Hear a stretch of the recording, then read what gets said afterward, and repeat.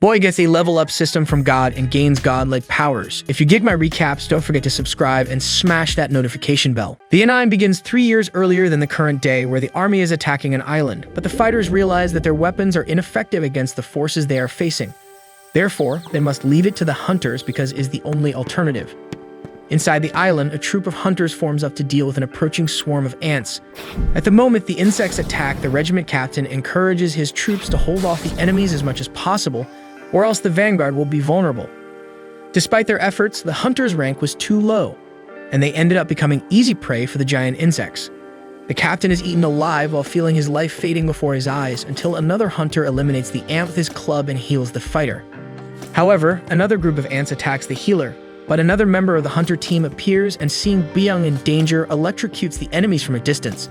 The last member of the team, Yunho, uses his devastating physical strength to secure the front line, while the healer finishes his work with the wounded in the field. Impressed by all that talent, the defeated squadron watches as the S-rank hunters resolve the situation. Unsuk, the member with electric claws, asks his healer not to rush ahead, but Byung just wanted to help as many people as he could. Besides, he was sure his two friends would come to protect him. At that moment, a gigantic ant appears on the battlefield, but despite its size and intimidating appearance, the S-rank team advances against the opponent. While Yunho holds the ant by its jaws, Unsuk injures it with his electricity. Then Yunho tears off the insect's jaws with his own hands and hurls one of the ant's claws at it with absurd force, piercing the giant's body. But several other identical ants appear, and Yunho activates an ability that makes him even more powerful, while Unsuk unleashes tremendous lightning on the battlefield. The amount of power is so great that it can be seen from the other side of the island, where the commander of another troop realizes that the S-rank has arrived in time. Nevertheless, Master Choi had his own battle to win, and when the enemy horde approaches, the leader burns all the weaker ants and orders his troops to advance against the rest of them. In the meantime, the context of the situation is explained. Over 10 years ago, a series of portals appeared connecting our world to an alternate dimension. The other side of each portal was filled with bizarre creatures called magic monsters. Those who awaken abilities to face these monsters, which are immune to conventional weapons, are called hunters. Based on their natural power, they are classified in descending order as S, A, B, C, D, or E rank. However, once this power awakens, it cannot be increased through any individual effort. 3 years later, a portal has a whole structure to serve the purposes of the hunters, while a group of lower-class hunters gathers around to pass the time and prepare for excursions into dungeons.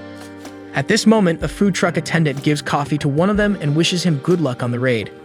One of his friends, Park, arrives at this moment and greets Kim. Kim is surprised by his friend's arrival since he had said he was tired of hunting, but the man responds that his wife is pregnant with their second child, so he needs to earn money from raids because diapers aren't free. And at that moment, the protagonist arrives and all the hunters are messing with the guy, greeting him or making some joke. Since he drew attention upon arrival, Park asks if the guy is so strong that everyone wants to talk to him. However, Kim claims it's the opposite. As the boy is known as the weakest hunter of humanity, people kind of adopted him as a mascot, so he is well known. Once he ended up in the hospital after participating in an E-rank mission.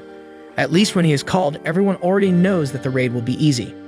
And as Sung approaches, the two hunters try to lower their voices so the guy doesn't hear, but he had already heard everything, resigned to not being able to argue against facts. Right in front of him, his friend Joki shows concern for Jinwoo Sung being hurt once again and insists on knowing the origin of the wound, even though the guy avoids talking about it. Then he comments on the case known among the hunters, the famous E-rank portal raid, where Jinwoo was the only one injured and went straight to the hospital.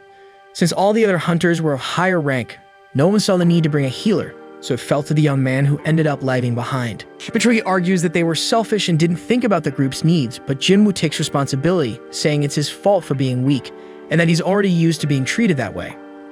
The raid is about to begin, and one of the hunters volunteers to be the group leader. Since everyone around recognizes that Song Cheol is the most skilled of all, there was no objection. Soon, the team enters the portal, and before Sung enters, Kim asks him to stay behind the rest of the group and be careful not to get hurt. Joey tries to motivate the boy and also enters, while he stays behind and observes his knife with almost no magical power, which was the only thing he managed to buy. Still, it's better than nothing, so Jinwoo Sung promises to do his best this time. Far away, the president of the Hunter Association, Go Gunny, talks to his assistant, reporting that the conversation with the government was the same as always. They accuse dungeon breaks of being a problem, but still want the resources that hunters collect from them. Go doesn't mind them wanting a piece of the pie, but he wishes there wasn't so much hypocrisy in it. After all, dungeons are the livelihood of hunters. They live off what they sell from these dungeons, and the most valuable example of this is the stones collected from defeated monsters, essence stones. And finally, Jinwoo achieved his first victory after putting in a lot of effort for it. Despite that, another creature emerged, attacking him. No matter how hard he tried to confront it, when attempting to thrust his knife into the enemy, his weapon was completely shattered. In return, the monster drove a sword into the boy's abdomen. Park arrived at that moment and eliminated the enemy, but he soon had to return to the front lines and Sung was bleeding heavily. So Jui took charge of healing her friend. While receiving treatment, Sung observed the fight of his companions. His vision grew blurrier as he wished he could be there in the battle. Returning to the president, he explained that the most expensive essence stones are collected from the strongest monsters. These stones can be transformed into powerful weapons and equipment to fight against other monsters. In addition to these stones, mana crystals serve the same purpose but are less potent. The assistant then asked if the government had another intention in using these items. Go explained that their intention was to use the materials as a source of energy, as it is a cheaper and more efficient form of energy than current ones, and it also pollutes the environment less. This is why there is so much pressure on the hunters. The cleanest and most effective energy source comes only from resources extracted from dungeons. In Sung's mission, the team finally defeated the dungeon boss. Seeing everyone celebrating the victory, Joey asked her friend if he continues trying to be a hunter out of stubbornness. After all, if he continues like this, something more serious could happen at any moment. Today, for example, the injury was not just in the abdomen, but throughout the body. Sung apologized for the trouble, but Joey scolded him, saying she doesn't want apologies, she's just worried about him. Meanwhile, other hunters were collecting loot, but this dungeon didn't have many mana crystals. Everyone was worried about the payment they would receive from selling the items. Sung at least only had the rank E essence stone that he obtained almost at the cost of his life. During this time, the hunter discovered a tunnel inside the dungeon, indicating it was a double dungeon, a new opportunity to get quality loot. However, the squad leader was cautious and informed his subordinates that in extraordinary cases like this, the standard procedure is to await orders from the Hunter Association. Other members questioned this stance, fearing they would send other hunters who would take the remaining loot. Besides, the tunnel was still part of this rank D dungeon, so there shouldn't be a problem. Song Cheadle decided to take a vote on whether to enter the tunnel or not. It ended in a tie 6-6. However, Sung hadn't voted yet, so he was responsible for the tiebreaker. He considered that a D-rank dungeon was too dangerous for him, but since his father was missing, he was the sole provider for his family. So he had no choice. He needed to pay for his mother's treatment and his sister's college. After his reflection, he chose to dive in. In the moment when the weakest hunter seeks his breakthrough, Hunter Association is recruiting new members. Candidates line up to test their abilities, and an examiner evaluates each one's rank with a black sphere that citizens touch for scanning. A representative passes the results to Master Choi, informing him that a B rank and 2 C ranks join the guild. The chief emphasizes that gender and age don't matter. If the person has talent, they must receive a contract offer, even if they're not a Chaha. Meanwhile, in the most Brazilian street in the anime, 2 guys on a motorcycle snatch a purse from a girl and speed away with the victim's belongings. Along the way, a woman in a pink cap stands in the middle of the street, making the thugs nervous. They continue accelerating and the woman jumps over them, surgically retrieving the purse.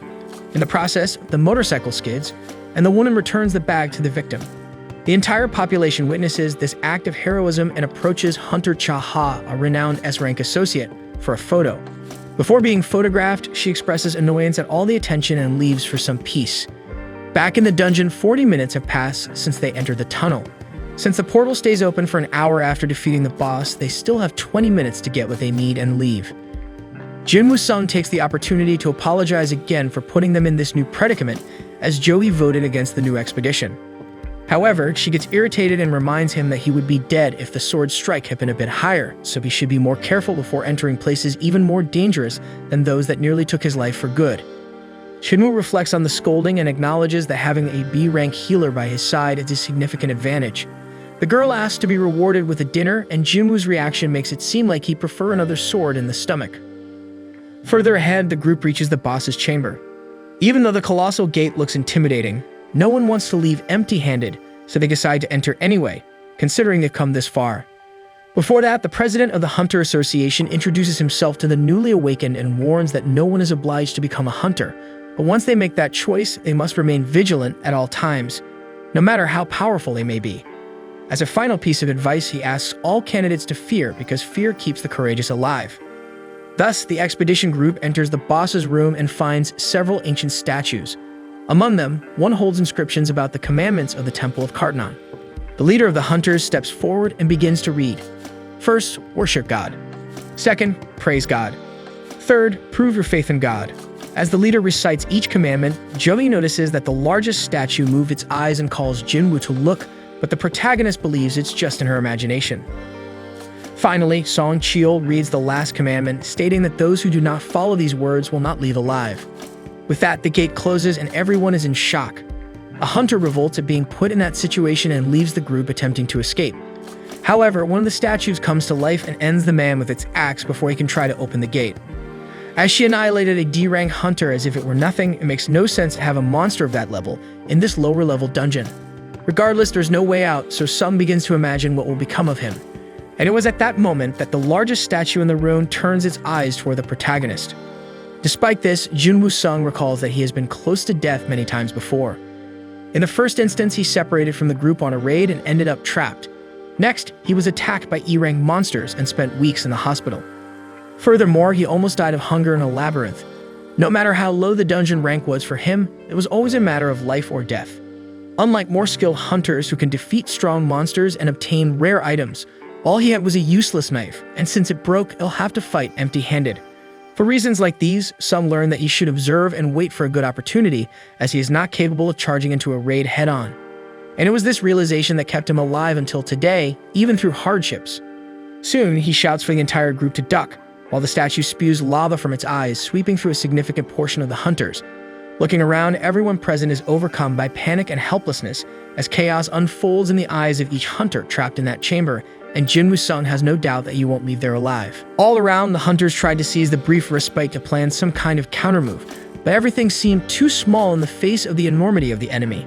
In the meantime, Jinwoo Sung attempted to assist the unconscious Jeju, incapacitated by the attack. Song Cheol expressed gratitude to the young boy for his insight, acknowledging that he had anticipated the attack, instructing everyone to take cover, thus saving some lives. Jinwoo observed their leader and noticed his arm had been torn off. The experienced leader bravely tried to keep the young man calm, reassuring him that clenching his teeth would make the pain bearable. However, they needed to stop the bleeding before things took a turn for the worse, so Jinwoo did his part and covered the wound with gauze.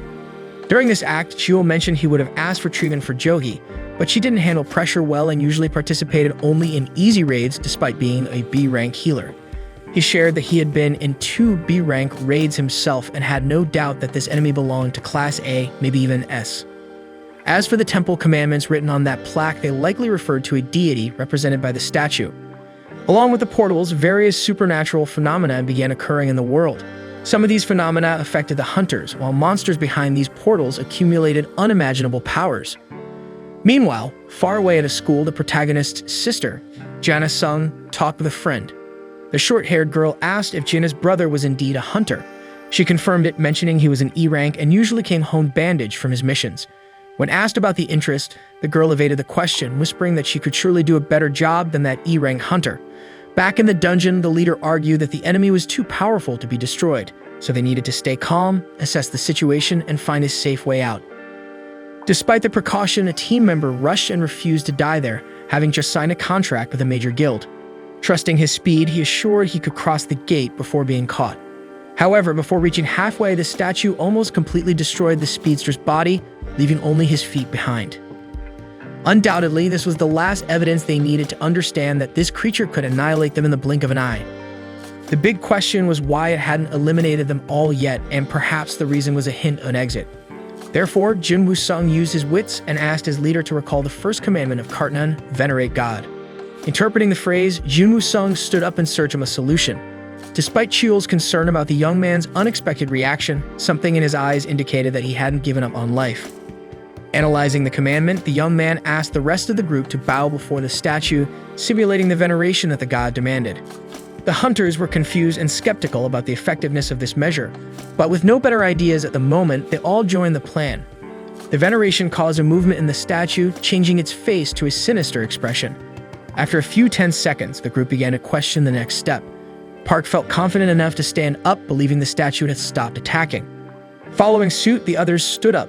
But the tension was far from over because the giant statue then rose from its throne with that sinister expression and began to chase the guild. Although Song Shiel was the leader, the group pressured Jinwoo Sung to come up with the next step.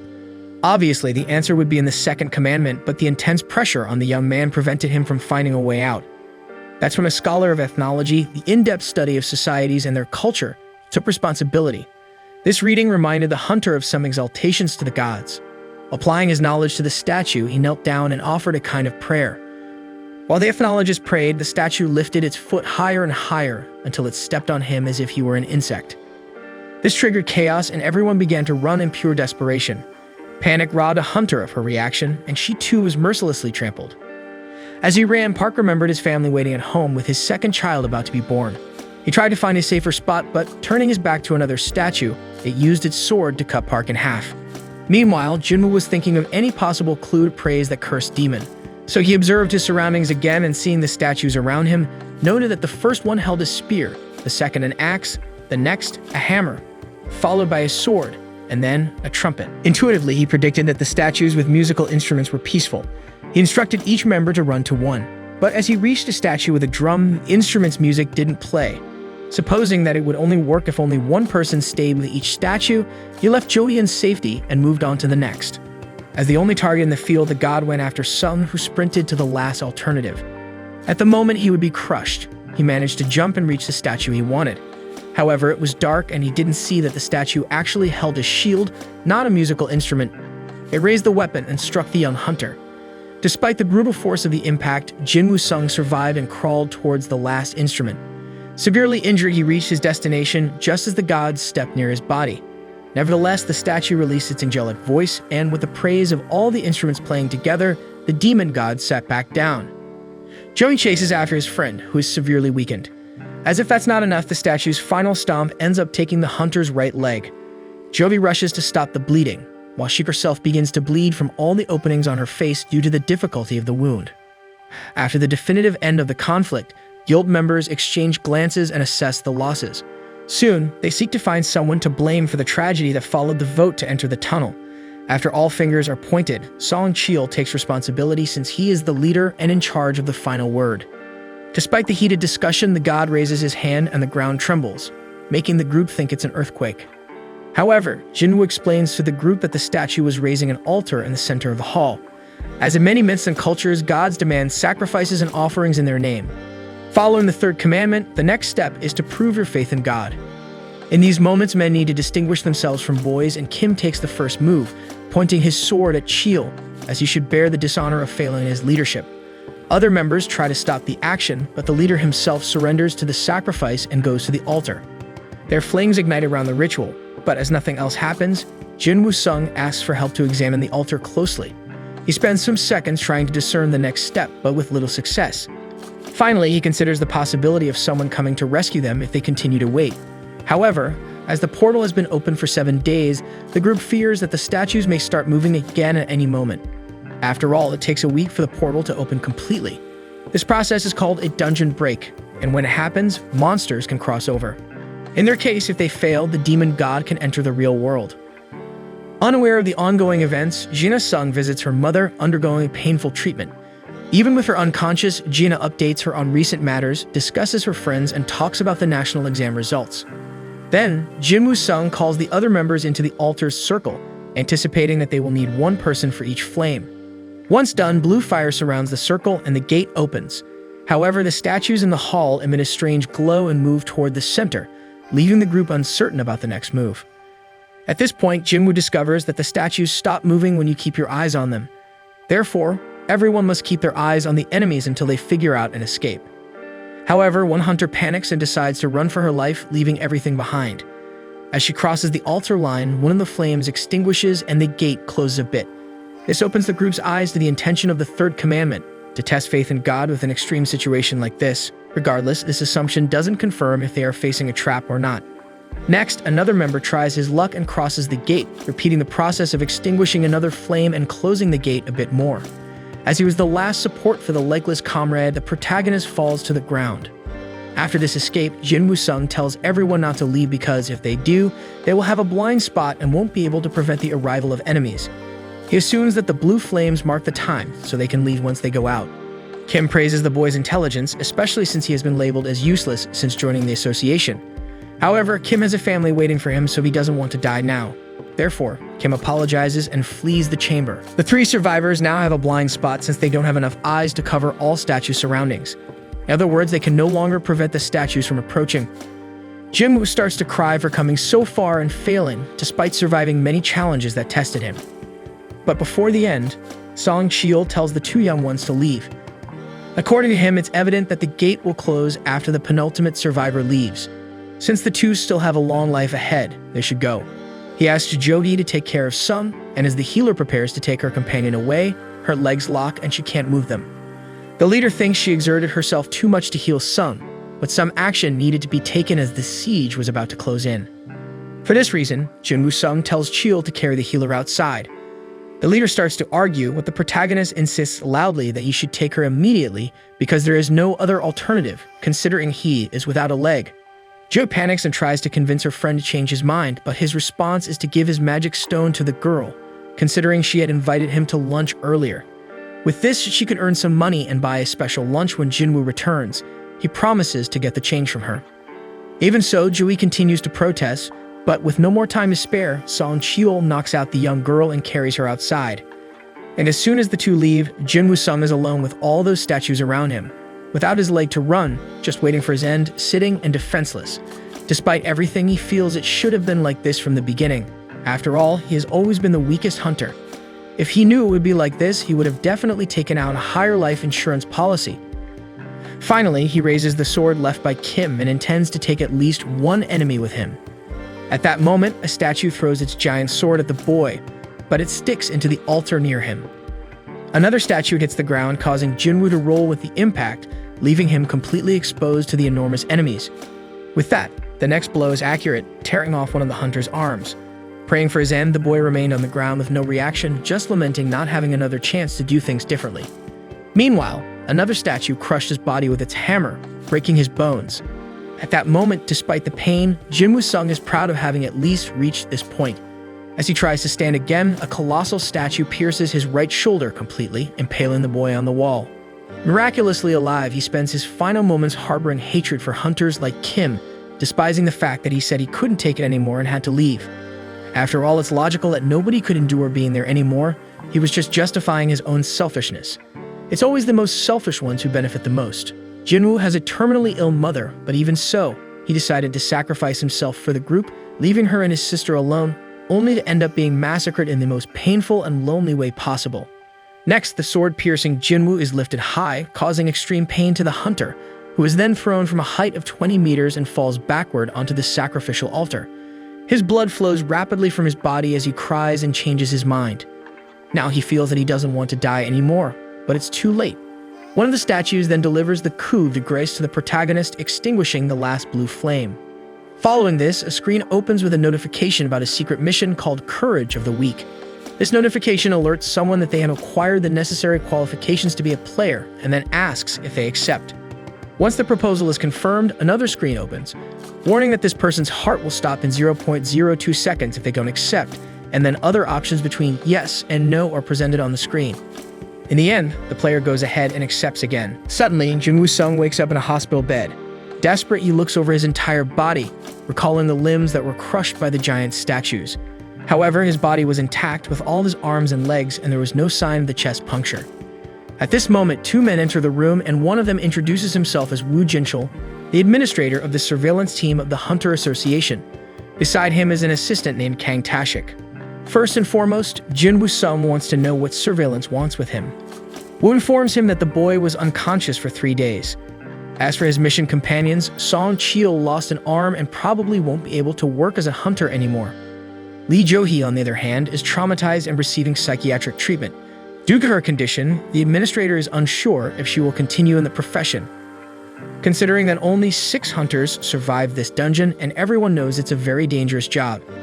Despite the tragic outcomes, Woo mentions that such incidents are rare.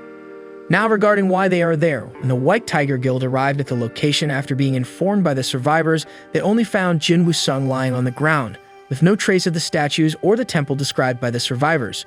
However, since there was no inconsistency in the report and the remains of the deceased were at the scene, Jinwoo's group was removed from the list of suspects. By the way, the administrator asks if the boy had his second awakening. The awakening determines a hunter's power and it's supposed to be unchangeable. However, in rare cases, a hunter can undergo a second awakening. This bypasses the rule of immutable power and can elevate a hunter to rank A or even S. To measure the protagonist's new strength, a manometer is brought to him. Since he survived instant death level monsters, it's highly likely they are facing a new prodigy. After Jinwoo places his hand on the device, the screen displays the number 10. He was excited to discover his new rank and insists that the surveillance team reveal the result quickly.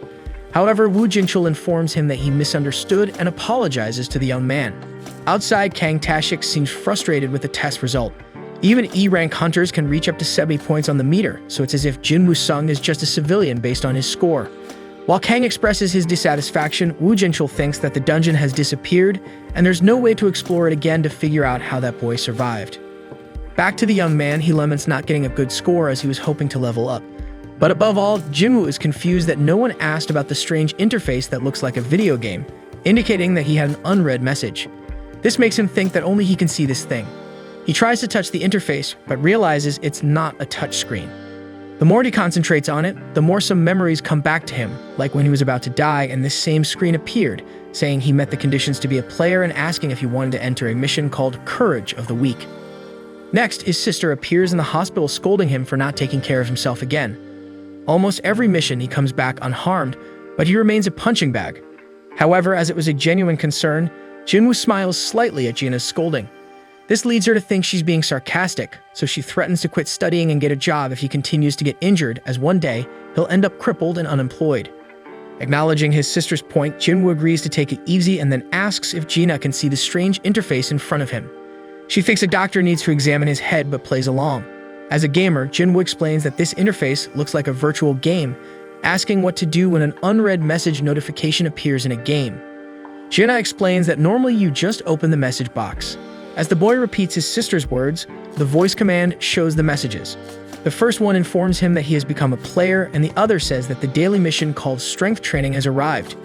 Jinwoo tries to remember where he heard the word player, while Gina sees that her brother is fine and says goodbye. Outside, she meets her friend Song again, who believes she is more useful than Jinwoo as a hunter. Meanwhile, the boy delves deeper into the virtual menu, discovering that it is designed to assist in the player's development and not fulfilling the system's determination can result in a penalty. Finally, a third screen indicates that the rewards have already been delivered to him. He still doesn't understand what's going on, so he goes into the details of the strength training mission to take a look. The daily goal was to perform 100 push-ups, 100 squats, 100 sit-ups, and run 10 kilometers. If the player doesn't complete this mission, they will suffer a penalty. Jinwoo Sung thinks it's just a joke and tries to figure out how he could possibly do all that in his current state. But while lying down and not taking it seriously, a countdown in the menu is running out. In the meantime, the surveillance team administrator informs President Go that the young hunter, Jinwoo Sung, did not have a second awakening. Over the phone, Go is relieved that at least this case didn't cause a dungeon break, but there's still something fishy about this story. Therefore, the boss instructs surveillance to leave this dungeon in the database for further evaluation.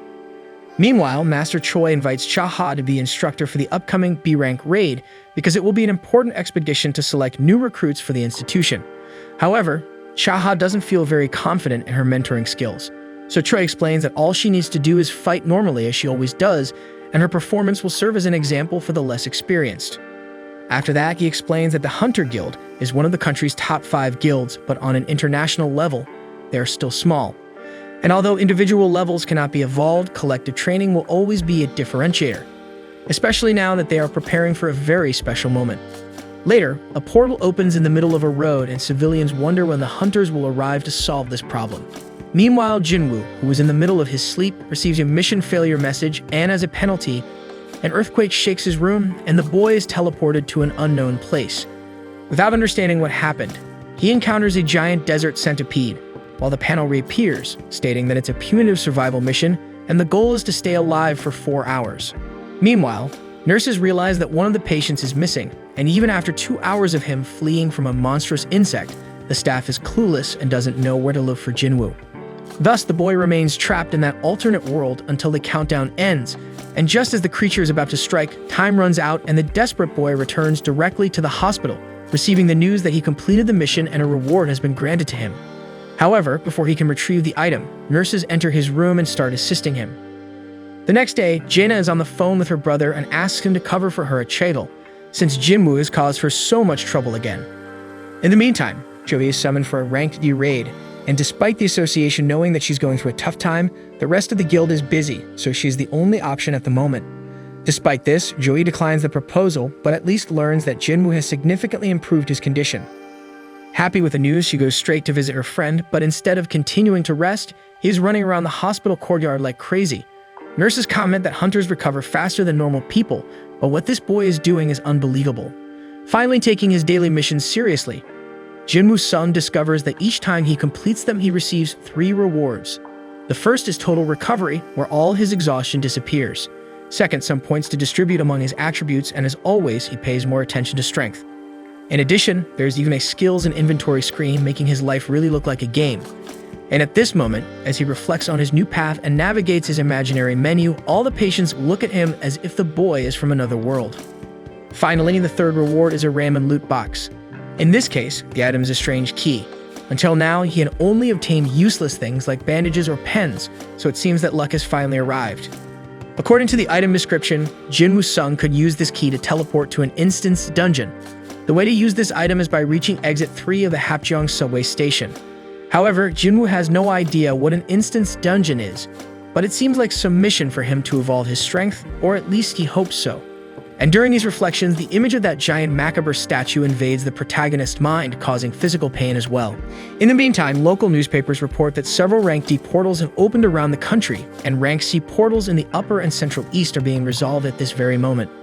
The Rank B portal that appeared in the port area has a raid scheduled in a few days by the Hunter Association. Jinwoo Sung takes advantage of his improvement to visit his mother, and her image lying like that reminds the boy of a scene from 4 years ago, when he held her in his arms after finding her unconscious. As soon as he takes the woman to the doctor, he and his sister discover that the mother has the eternal sleep disease, also known as final rest. It is a disease that emerged with the appearance of portals and affects approximately 1 in every 10,000 people. There are theories that it is caused by frequent exposure to mana, but regardless, the best that current medicine can offer to those with this disease is support, keeping the person alive, but with no chance of recovery. So knowing that he will have to take care of his comatose mother for the rest of her existence, Jinwoo Sung endured the most arduous and humiliating tasks until he was accepted by the Hunter Association and had a salary that provided access to proper treatment for his mother. But soon he discovers that this profession is far from easy, and in the first few days he already realizes this, falling behind in most raids and getting injured frequently. In one of these expeditions, Jinwoo is kicked out of the group for not being able to help, and when the rest of the team makes it clear that even though they ordered him to leave, he won't receive payment since he didn't contribute. Worst of all, Jinwoo turned to them and apologized for being useless, on top of it all. Probably, this memory is the greatest incentive for him to focus so much on strength attribute points. Next, he embarks on his first solo mission, and upon reaching exit 3 of the Hapjeong subway station, he opens a lock that formed in front of him, and a portal opens. Upon crossing, he receives a message notifying him that he has entered the instance dungeon. The entrance behind him closes, but people around him continue to cross as if nothing is happening. With this, Jinwoo realizes that instance dungeons place him in a different dimension, just like red portals. Then he receives another message saying that he cannot leave until he kills the boss or uses a teleportation stone. Thus, he descends the stairs and comes face to face with 3 goblins. Images of him being gravely wounded by a creature of this race come back to him instantly, but this time he has no choice. No one there can help, and there is no easy way out of this dungeon. For this reason, he faces the enemies head-on, defending against their attacks until finding an opening for an offensive move, and on the first try, he slashes through a monster with his sword. Then he pierces the second goblin and also eliminates the last one. Thus, even though he is exhausted, he notices that he is indeed stronger. But now he really has to put it to the test as a lichen with a metal jaw enters the fray and destroys his knife. Jinwoo Sung's legs start to tremble, and sensing the fear, the lichen attacks again, slashing a cut on the hunter's face. After that, the wolf turns back to the target and advances again, each time closer to victory. To avoid the worst, Jinwoo manages to jump to avoid being hit by the pounce. After somersaulting in the air during the evasion, he realizes how light his body has become. Nevertheless, the lichen doesn't give up and prepares to attack again. Jinwoo, tired of taking beatings without retaliating, responds to the lichen's charge with a punch. The impact is so strong that it finally makes the protagonist feel the difference after investing so many points in his attributes. However, even this increase in strength is not enough to defeat the enemy in hand-to-hand combat. Moreover, Jinwoo has no group to cooperate in this fight, so it's just him against the opponent. Furthermore, Jinwoo only has food and water in his backpack, lamenting the fact that he has no magical weapon to defend himself. But at that moment, he recalls his last dungeon raid and pulls out his magical sword from the inventory, countering the Lycan and leveling up. Jinwoo remembers that he took the sword from Kim when he fled the statue dungeon, and that he paid 3 million for it. Next, 2 more Lycans approach, but Jinwoo no longer fears them because of his new weapon. The problem is that it got stuck in the ground with the last blow, causing the protagonist to panic.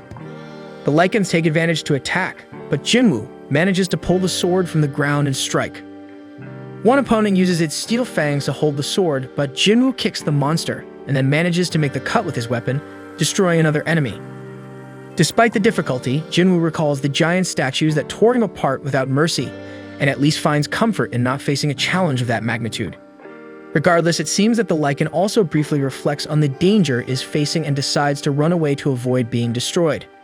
So Jinwoo has some time to sit, and analyzing his inventory realizes that he has leveled up and his wounds have been healed. Moreover, he gained 1 point for each attribute. Since daily missions only gave 1 point, he decides to focus on these fights to evolve. He also wonders if he should put points into other attributes like intelligence or dexterity, but concludes that it makes more sense to continue focusing on strength. Even with only 32 points in this attribute, he already feels his body much lighter. In the end, although he is not sure, he supposes that the higher his basic attributes increase, the more points he will gain. This gives him hope that one day he will truly become very strong. Then he looks for essence stones in the loot, but no such item is found. At least he discovers that there is a shop in the inventory, although newcomers cannot buy items. So he sells a Lycan Fang he found in the spoils and gets 20 gold coins. Jinwoo knows he needs to clear this dungeon before his food runs out, but he's not sure if he can defeat a boss alone, even if it's an E-level dungeon. He could find the teleportation stone, but he has no idea where to look. Therefore, the best idea is to level up in this dungeon until he can face the boss. To continue on a positive note, dozens of Lycans approach the boy and attack him, but even in the face of so many enemies, he feels no fear because he has already witnessed his own death once. Therefore, he engages in combat and manages to get rid of some creatures. He knows that even though it is not easy to defeat him, it is also not simple to deal with so many Lycans in a group, so it is always valid to be cautious. At this moment, he remembers when he struggled in normal jobs until he received the news that he qualified to be a hunter. He hoped to pay for his mother's treatment, but then remembered the moment when he was killed by the giant statues. With these memories in mind, Jinwoo promises to fight with intensity and advances against the opponents. He kills so many Lycans that, in addition to leveling up several times, he earns the title of Wolf Slayer. Meanwhile, some city pedestrians notice that a tunnel is becoming dangerous and wonder when the Hunter Association will do something about it, as there is a real risk of a dungeon break. Back at the station, Jinwoo sees that his sword is cracking from excessive use, so he wonders if it's time to leave. Meanwhile, his manga explains that players who achieve the title of Wolf Slayer have a 40% bonus in all attributes against animals. In addition, he sees that he has obtained 34 wolf fangs, 2 worn daggers, and a traveler's cape. But last and most important, he notices that he has obtained the teleportation stone. The acquisition of this item rekindles the doubt of whether to leave or not, but Jinwoo is afraid of not having another opportunity to gain XP so quickly again. According to Jinwoo Sung himself, he feels like dancing in the palm of Buddha's hand, considering everything he is experiencing without having any idea of how he got there. Meanwhile, Joey receives another call from the Hunter Association, being informed that the portal she was invited to defend has fallen victim to a dungeon break. She feels guilty for having refused the call, and remembering Jinwoo's determination even in the difficult situation he was going through, decides to help once and for all. The association was lacking healers in this battle, and the city was in great danger. Jinwoo continues to evolve non-stop until these hours of experience make him realize that enemies with white names are weaker than him, while orange ones are at his level and red ones are more powerful. He has leveled up so much that even the Lycans now have white names instead of the red ones they had when he first arrived. However, even though he has evolved so much, Jinwoo feels that he cannot defeat the boss down the staircase. Perhaps due to his increased perception, the feeling that he has no chance becomes more vivid. However, even though this monster gives him chills, he has reached level 15 and probably won't be able to level up in that dungeon. Moreover, the sword is becoming increasingly cracked, so it would be better for him to stop using it recklessly and go straight to where it really matters. Therefore, he descends the long staircase of the station until he reaches the lowest floor, and as soon as he steps there, A giant, fast creature crosses underwater to throw Jinwoo against the wall and break his sword. The boy rises and sees that he's in front of the Swamp King, the blue Kasaka of poisonous fangs. Even though Jinwoo has evolved a lot, the boss's name is still Orange, and just by looking at the creature, he realizes that he won't be able to pierce those scales with just a sword. Therefore, the strategy is to endure the heavy attacks from the snake until he discovers a weak point. The problem is that, until that moment arrives, he needs to survive, and the way things are going in this battle, he might not be able to do that. After several powerful attacks in a row, the giant snake throws an entire train carriage at the protagonist, and this display of power makes him feel small, even after putting so many points into strength. Ultimately, he wonders how many points he'll have to invest in this attribute to stop being seen as a joke. Speaking of which, he remembers when he was called the weakest hunter in humanity. In an old memory, a man encourages Jinwoo not to care about that nickname and to focus on proving to everyone that he is not what they say he is. Throughout his life, he has been ridiculed, and it made him feel ashamed of himself. When you are strong, you can handle challenges, help others, and be respected by those around you. On the other hand, when you are weak, you depend on the help of others and end up becoming a burden to your team. Society looks down on you, and even if you are intelligent, empathetic, or creative in the face of the strong, all of that becomes invisible. In the end, empathy doesn't win battles, and that's why Jinwoo was so determined to become the strongest of all, to prove that he can make a difference. So he tries to climb the snake's scales, even without conviction that he would gain anything from it, but he's quickly thrown to the ground again. However, as he rises once more, a blue aura envelops the protagonist, and he knows well that this enemy before him is nothing compared to the terror he experienced with those statues. This mentality brings the necessary determination for him to keep fighting, and this time with more confidence. After climbing to the top of the snake, he manages to leap onto the back of its neck, and with the blessing of his numerous strength points, he begins to crush the scales of the blue Kasaka with his bare hands. A snake tries to escape the opponent in every possible way, but Jinwoo Sung's strength is so great that the creature's head is severed. Exhausted, Jinwoo sees his own blood flowing throughout his body with the absurd effort he's exerting, while the gigantic monster lies dead in front of him, and his virtual menu indicates that he has leveled up several times. Moreover, he is rewarded with a dagger made from Kasaka venom. In addition to having double the damage of Kim's sword, it has paralysis and draining bonuses. On the other hand, Jinwoo is afraid to use a venom gland he looted because the effect of this item is to harden the user's skin, but at the cost of the muscles being affected by the Kasaka's venom. So he leaves this item stored away while receiving the notification that the dungeon has been cleared, and for this reason it will be restored to its original state. With everything back to normal, Jinwoo leaves the station and comes face to face with a soldier warning that the boy shouldn't be there after all. You should already be aware of what happened with the latest news. But shortly after this statement, the soldier notices the sword in the boy's hand and discovers that he is a hunter, and for this reason, he apologizes for everything he said and takes Jinwoo Sung directly to the ongoing battle. During the walk, the protagonist sees the wreckage of a dungeon break along the way, and the soldier warns that almost everything is under control, but the most dangerous creature is still missing. Through his perception, Jinwoo feels that this monster is nearby through a blue light shining in another part of the city. On the other side of the buildings, a huge golem terrorizes the city, while ordinary citizens are controlled at a safe distance, and the hunters take the front line against the invader.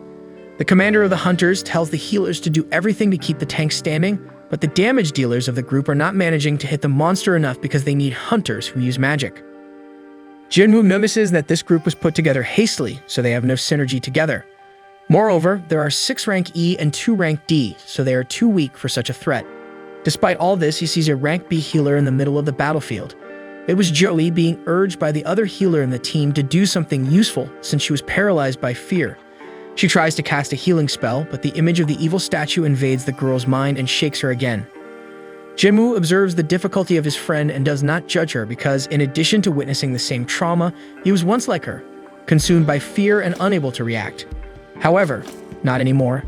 In the face of this creature, Jinwoo knows that it is of rank D, just like the giant snake at the station, so he has a chance to help in the fight.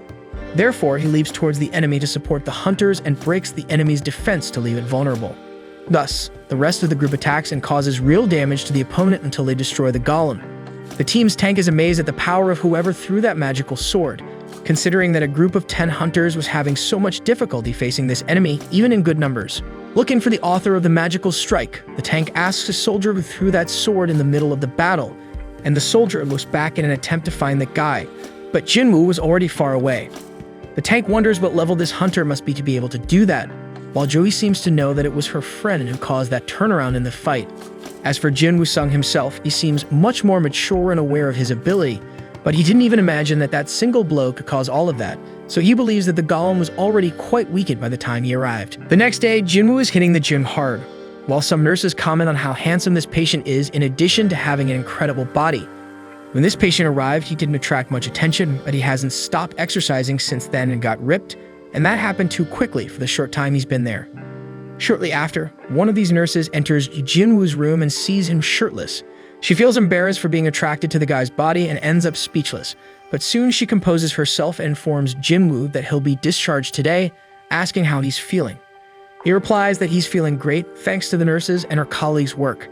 The nurse thanks him for the compliment and informs him that he should go down to the reception so they can take care of the paperwork. Jinwoo feels grateful for the care he received and heads for the stairs, but before he leaves, the girl gathers courage and asks for his number. Innocently, Jinwoo thinks it's to send the test results to her after discharge, so he gives his contact to the girl.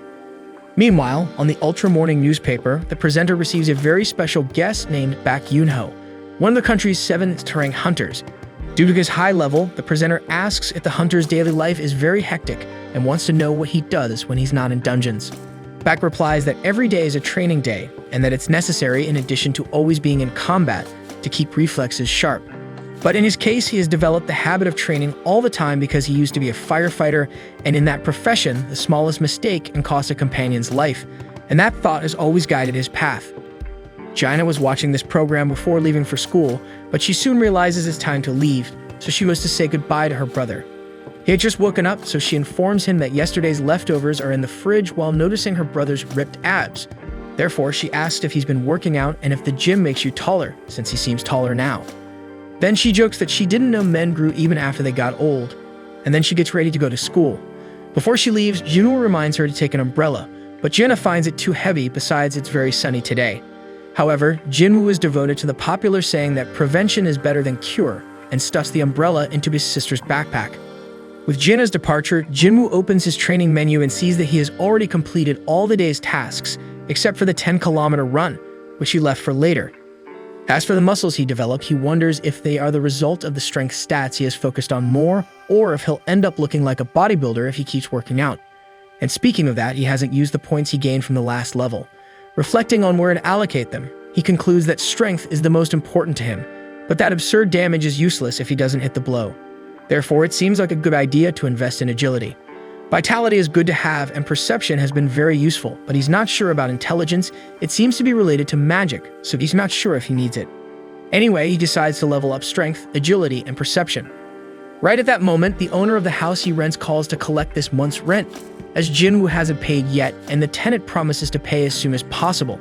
After ending the call, the protagonist looks at the screen of his cell phone and wonders if this experience he's going through is some kind of second awakening, but now that he can easily kill goblins, maybe paying the rent shouldn't be a much harder challenge. Instead, he prefers 1,000 times to face a battalion of goblins. And maybe that's the solution to paying the rent, so Jinwoo enters a hunter's app, where they act in raid services in exchange for money. Jinwoo is looking for a higher level challenge to score some good money, but he imagines that nobody will accept a rank E in this type of difficulty. For this reason, maybe it would be better for him to ask for a revaluation and who knows, rise in rank to have more chance of getting higher paying jobs. However, Jinwoo remembers that he underwent a red awakening, and that this is extremely rare to happen, and the fact that he is a hunter who can level up would attract all the world's attention, and the press would throw all the world's expectations on his back, because, as they say, the nail that sticks out gets hammered. So he decides to take a break until he learns to defend himself better and understand his abilities. And in the meantime, a notification arrives on his cell phone. Hours later, Jinwoo had just completed his daily run and went to collect his reward, which besides full energy recovery and plus 3 attribute points, gave him a random loot box. Then, a group of hunters approaches and their leader, Hwang Dong-suk, is the first to greet Jinwoo. A guy who was right behind recognizes Jinwoo, remembering him as the weakest hunter in humanity. The other members of the group start laughing, but Dong-suk tells them to stop clowning around and apologizes to the newbie for the comments. Despite this, the boy doesn't seem as psyched as he used to be in the past and soon asks the team leader about the next steps. Dong-suk informs him that they're going to a C-rank dungeon and they need at least 8 people to enter, and at least half of those 8 need to be rank C. Since Jinwoo won't fight, he won't be entitled to a share of the loot that they will pay 2 million for participation. As the man spoke, Jinwoo analyzed that the group has 4 C-rank members and 2 D-rank members. So he agrees to the terms and asks what his role is in this raid, and the boss replies that he'll carry everyone's luggage such as food, clothes, and equipment in addition to a first aid kit. Jinwoo asks if they intend to go without a healer, and the leader recalls how difficult it is for independent groups to find healers, but as they've always done without a healer, they have experience with it. Jinwoo understands the reason, but thinks it's crazy to enter a dungeon with practically only tanks. Then Hwang passes the pen for the young man to sign the contract, and he reads that one of the conditions is that the group is not responsible for anything that happens inside the dungeon. Still, he signs and hands over the document. Soon after, the last member to meet the quota arrives on the team, a 21-year-old D-rank hunter named Jinwoo. Despite his low level, the guy sported one of the most powerful and shiny armors, and right off the bat, everyone figures he must be a rich kid. Jinwoo assures he'll protect the protagonist, and they all set off for the mission. During the hike, you ask Jinwoo if he's okay since those backpacks seem heavy, and Jinwoo thanks him for the concern but says he's fine. Later, the 21-year-old starts recounting the story of the former company president they were passing by who fled abroad 2 months ago, taking away 900 billion embezzled. Seeing Jinwoo's disinterest, Yu apologizes for not being aware of when he's bothering others. Arriving at the portal, the team notices it's too big to be a C-rank, but Hwang confirms that the association checked twice. You ask the new colleague if they shouldn't worry more about the size of this portal, but Jinwoo Sung informs that what matters is not the size but the level of magical power emanating from within, and that's what the Hunter Association evaluates when classifying. Dangerous dungeons ranked B or higher are handled by larger guilds. Those ranked C and below shouldn't be as dangerous.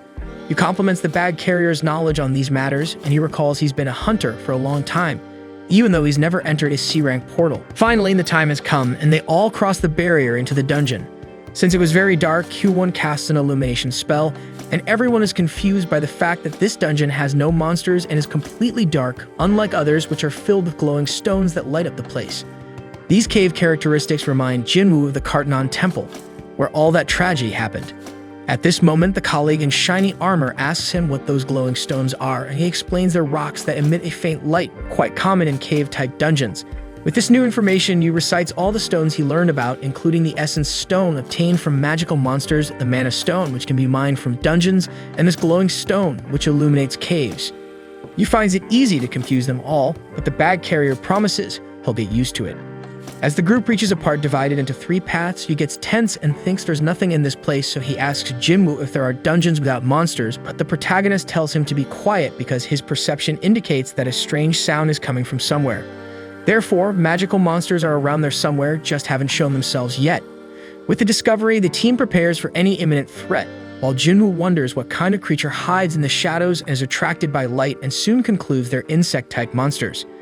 At this moment, sounds coming from all sides seem louder and more intense, and the whole team seems like they're going to panic because they can't see any enemies. They look to all the tunnels for any sign until a bunch of giant ants emerges from above. Apart from Q1, the archers try to prevent the enemies from getting close, but soon they manage to reach the ground. Therefore, Dong-suk uses a provocation skill to attract all opponents to him.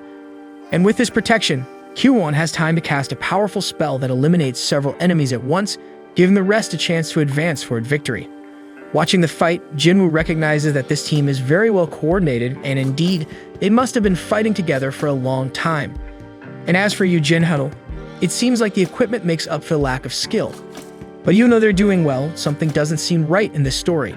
Soon the battle is won, and the members divide all the essence stones among themselves.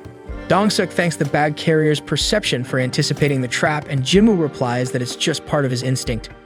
However, Q1 notices that many ants weren't killed by sword or magic strikes, so the group thinks there might be a stronger creature in that place doing so. Meanwhile, he tries to brag about the ant he killed, and Jinwoo asks where he got that expensive equipment from. So the boy replies that his father wanted to give him something nice for his first raid. Therefore, Jinwoo asks the young man to be very careful. Outside the dungeon, the master of a guild, Bak Yunho, is smashing a huge stone in one blow during training. Then he states that wasn't even the warm-up and orders someone to clean up the debris. Back in the cave, Jinwoo is commenting to the new colleague that making money without fighting is a good deal, but deep down, the protagonist feels it's almost too good to be true since he still has a nagging feeling.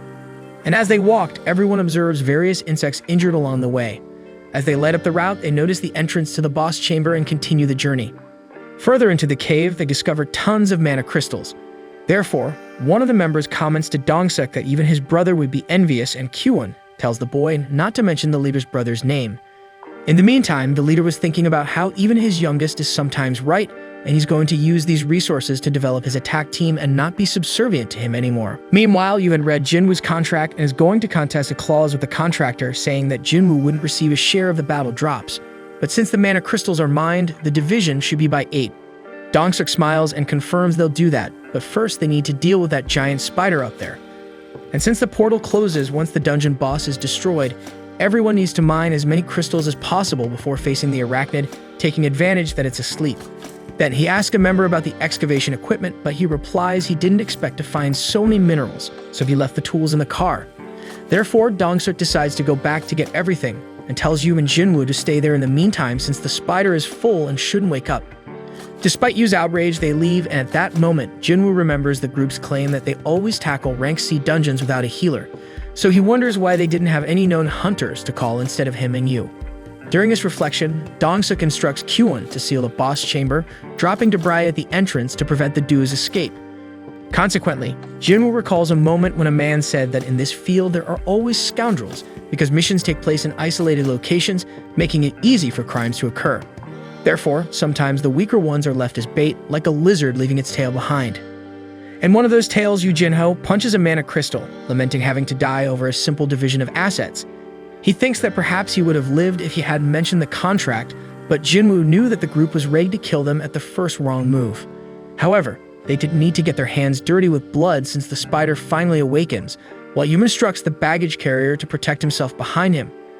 Jinwoo is analyzing escape routes, thinking that some tunnels in the vicinity would likely be the exit the Dong-suk group would use. Looking back at the dungeon boss, he considers this an unfair battle, but when memories of Carten resurface, he asserts that he will handle the spider alone. Meanwhile, Dong-suk's group retreats until the conflict is resolved, and one of the subordinates asks if they should leave the two inside instead of just finishing them off. The leader explains that doing so would wake up the spider, risking them not being able to return to collect the resources they desire. But with the two trapped inside, the spider will eat them and then go back to sleep, giving them time to gather everything undisturbed. Plus, with that playboy dead, Yu Jinwoo, they'll be able to get that shielded armor, which alone must be worth around 10 million. So even if they don't have time to extract the crystals, just that will fetch a high sum. Speaking of the boy Jinwoo, ironically, Dong-suk comments that they should see which wealthy family he's from because it would look bad not to attend the funeral. Next, Kyuwon questions if the spider won't be mad because of the noise they made collapsing the entrance. Then Dong-suk responds that regardless of her mood, they are in a group and can handle the situation, unlike those two low-ranked brats, who no matter what they do will end up in the spider's belly. In the meantime, Jinwoo-sung seems confident that this won't be his fate, while Yu tries to convince the protagonist that he would need to be at rank B to defeat this rank C boss, or at least be on the same level as the arachnid, but extremely well equipped, which isn't the case. And despite the confidence, Jinwoo agrees with his companion. Even with the resurgence, he is still weak, and the bosses he faced, like the Blue Kasaka and the Golem, were of lower ranks than this boss now, which means he's facing a much bigger challenge than before.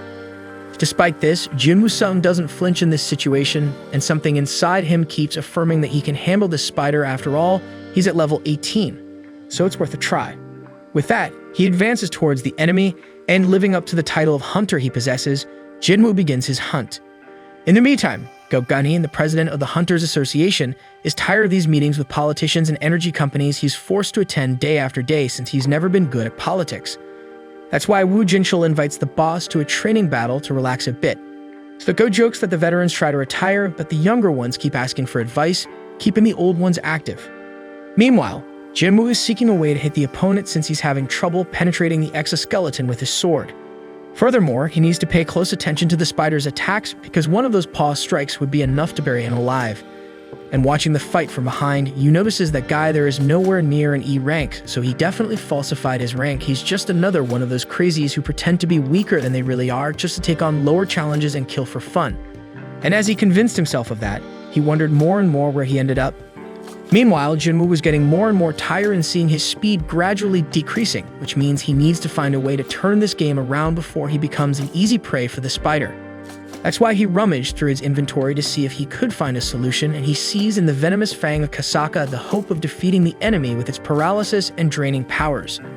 Therefore, the hunter must find a weak point to penetrate the spider's skin, and the dagger's poison would take care of the rest. However, the enemy had a trump card up its sleeve, releasing acid onto the battlefield and showing Jinwoo that he couldn't approach thoughtlessly. But still, the protagonist doesn't have much choice, because if he tires too much, he'll become spider food. For this reason, he uses his new ability called Sprint to speed towards the rival. Thus, the 10 kilometers run per day seems to have some effect on the strength of the boy's legs, who is launched like a missile towards the dungeon boss, giving him a chance to attack with his dagger on her face.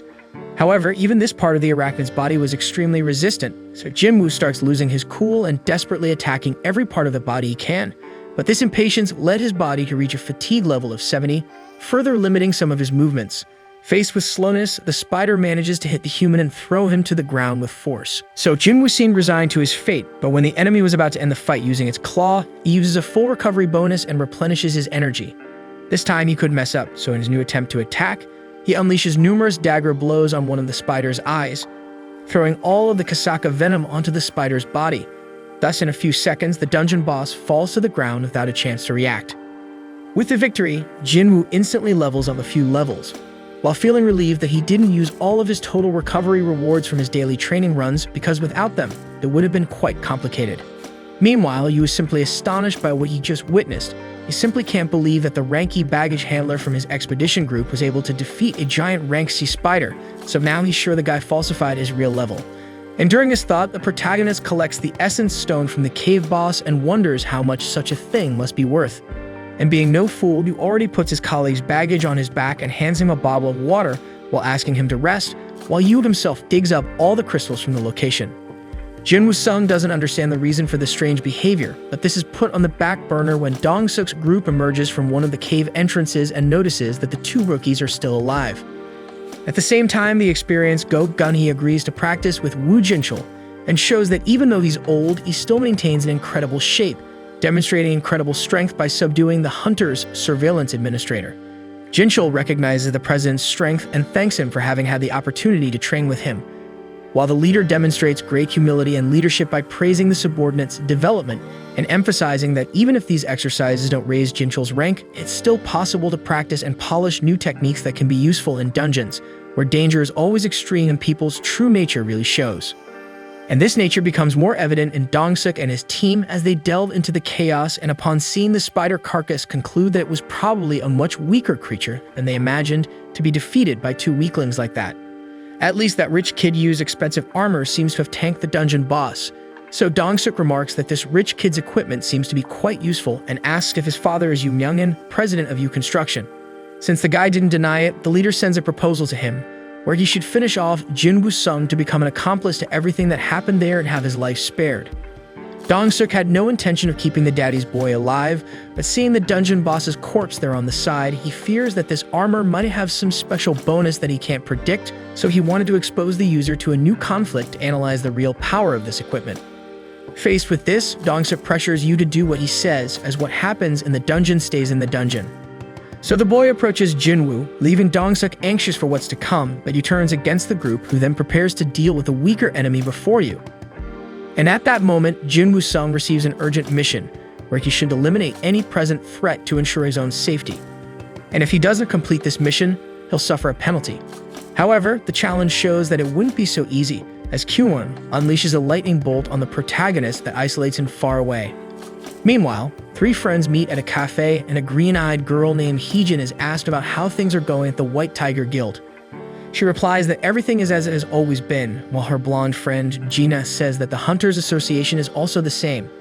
Then Heejin asks if it's true that Gina is going to start an A-rank dungeon training with Cha-ha, one of the guild's legends.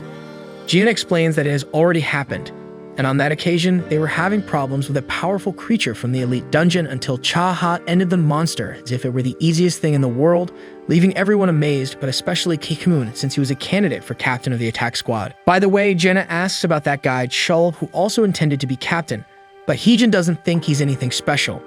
But despite everything, we're still in the Hunters Guild and the White Tiger, the biggest ones so far, unlike other organizations with sinister stories about mysterious deaths of their members in dungeons. In the meantime, Jinwoo seems dead in the eyes of those present, but he still lives, reflecting deeply on why the world is a place of so many lies and betrayals. Jinwoo was careless again and underestimated the evil that people are capable of, and this time even the system that guides him wants him to kill people. Strangely, it seems that this device wants to keep him alive and strong. And since the system wants to use Jinwoo, Jinwoo will also use the system. As he slowly advances against the enemies laughing at him, the protagonist thinks about how the law of the jungle prevails in such places. Then Junti asks to leave the world's weakest hunter with him, then embraces Jinwoo and asks what an E-rank fool can do against them with his arrogance. Therefore, Jinwoo shows in practice what he had in mind by separating the enemy's head from the rest of the body. Dong-suk knows that Junti was careless, but still he was a D rank. The E rank that ended his life doesn't feel so bad for having killed his first human. After all, he has no choice, and if only the strongest survive, Jinwoo-sung will finish standing. With that in mind, he moves like the wind towards each of his enemies and knocking them down one by one without giving them a chance to be touched. Even the talented Kwon is eliminated second to last without much effort, until only the leader of the expedition group, Hwang Dong-suk, remains. Seeing his team being massacred in a few seconds, the boss realizes who really killed that giant spider.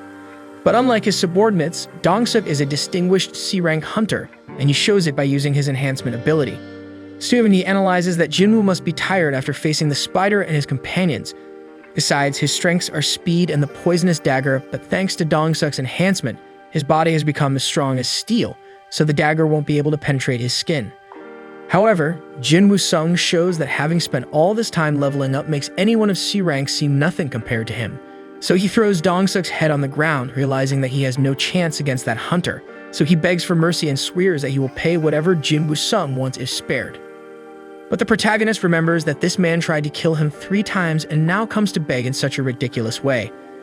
And as Dong-suk himself said, what happens in the dungeon stays in the dungeon.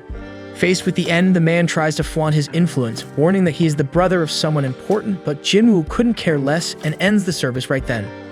Later, the guild investigator isn't buying the story that all the C ranks were wiped out and only the D and E ranks remain. Besides, the protocol officer takes a look at the Playboy's car, seeing that it's the Carrion Longsword from Maya Company, and gets excited about this new release she's been waiting for. Meanwhile, Jinwoo sees the rewards from the mission, where he notices this skill, Killer Intent, which reduces all enemies' attributes by half and can be applied to multiple enemies at once. After the investigation, Yu is thanking Jinwoo-sung for everything that happened in the dungeon, but the protagonist is only concerned if his sister is using the umbrella he asked her to take earlier today. Meanwhile, on a high altar of a building, a new character is about to be revealed. The next day, news reaches Jinchul that 6 hunters were killed in a C-rank raid, with only 1 D-rank and 1 E-rank survivor. Jinchul initially assumes it's another case of weaker members fleeing after the stronger ones were killed, but his assistant reveals that both survivors left the dungeon after defeating the boss. Yu Jinho, the D-rank, possesses expensive equipment, and the other survivor is Jinwoo-sung. Upon hearing this name, the administrator becomes pensive and more interested in the case. The assistant adds that one of the deceased in the dungeon was Dong-suk, Dong-su's older brother. Turning to the protagonist, his sister sees him returning home with fried chicken and asks what good thing happened for him to do this, but he replies he's unsure if it was good or not. He then reveals he saved money for their mother's treatment, while his sister jokingly remarks that he's finally stopped being stingy. Afterward, they sit together and Gina comments that Jinwoo returned from the dungeon without a scratch, indicating his team must have been very strong. Jinwoo confirms they were indeed strong, while memories of the actual situation flash through his mind, a true massacre that Jinwoo-sung orchestrated without hesitation. Lost in thought, Jinwoo's sister asks what's wrong, and he pretends to be trying to remember if the group returned his raid change. Jaina is reassured by this explanation, and Jinwoo reflects that as long as he stays alive and protects his family, everything will be fine. If that involves repeating what happened in the dungeon, so be it. He'd do it all over again. Suddenly, a message arrives informing the protagonist of a harmful substance in his body, but the system quickly notifies him that he's been detoxified. Thus, he bids his sister farewell and heads to his room. Upstairs, he realizes he can't get drunk even after consuming many cans of beer because apparently the system has a function that breaks down alcohol. Pondering this, he searches until he finds one of the rewards for completing the mission, an ability called Blessing, which grants him immunity to toxic and foreign conditions, as well as enhancing his regeneration capacity. Realizing this was the reward from the double dungeon, he understands how he was able to regenerate his severed limbs. As night falls, Gina informs her brother that someone named Yu Jinho is on the phone. Seeing beer cans scattered around the room, she advises him not to drink so much as it's bad for his health, and when she becomes a doctor and has to treat him for it, she'll refuse. Sometime later, Jinwoo meets with Yu and comments that he didn't expect to see him again in this life. After the D-rank thanks the protagonist for saving his life, Jinwoo thanks him in return for never revealing what truly happened in that dungeon. This makes Yu nervous, arguing they acted in self-defense, and then tries to invite Jinwoo to form a group. However, before he can finish the sentence, Jinwoo interrupts and declines in advance, saying he doesn't intend to hang out with the daddy's boy. Despite this, Yu pleads with him to listen, promising he'll be well rewarded. He finally gets Jinwoo's attention and explains he needs his help to complete 20 raids and obtain a guild master license.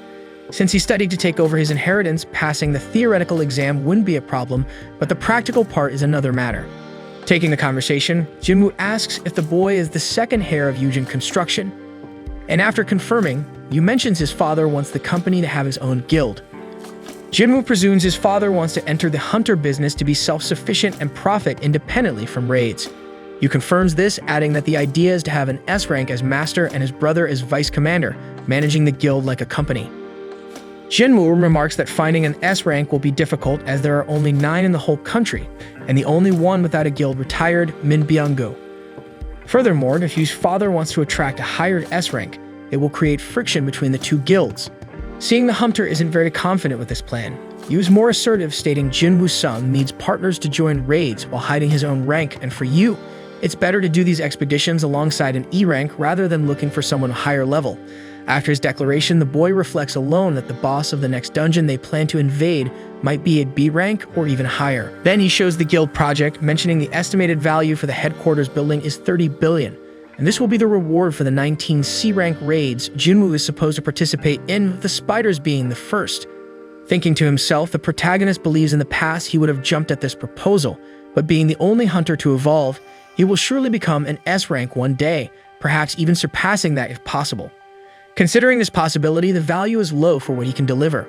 Furthermore, not knowing how leveling up affects him, collaborating with others could be risky.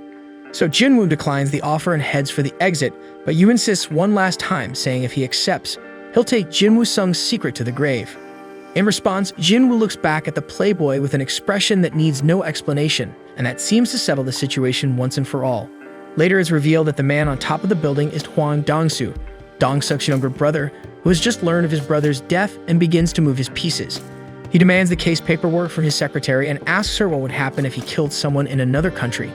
She explains that in a country with a hunter detention and extradition treaty, he would be tried in that country. If there is no treaty, he will be judged by the law of the country where he lives, possibly negotiating a reduced sentence with the government. Being very busy, Dong-soo asks the secretary to make room in his schedule to resolve this situation. But as it would affect the guild, he'll have to wait until there's a gap in the programming. With that settled, he looks at the faces of the two criminals and hopes they'll still be alive when he arrives. Early the next morning, Jaina and Jinwoo are exercising together, and in the middle of their run, Jinwoo asks what the girl would do if she suddenly came into possession of 30 billion. Jaina would pay for her mother's treatment, go to college, and maybe save the rest. She can't say why since it's never going to happen anyway. Jinwoo agrees and tells Jaina she can run at her own pace, then he speeds ahead. Unable to keep up, Jaina comments that the boy may be rank E, but he's still a hunter.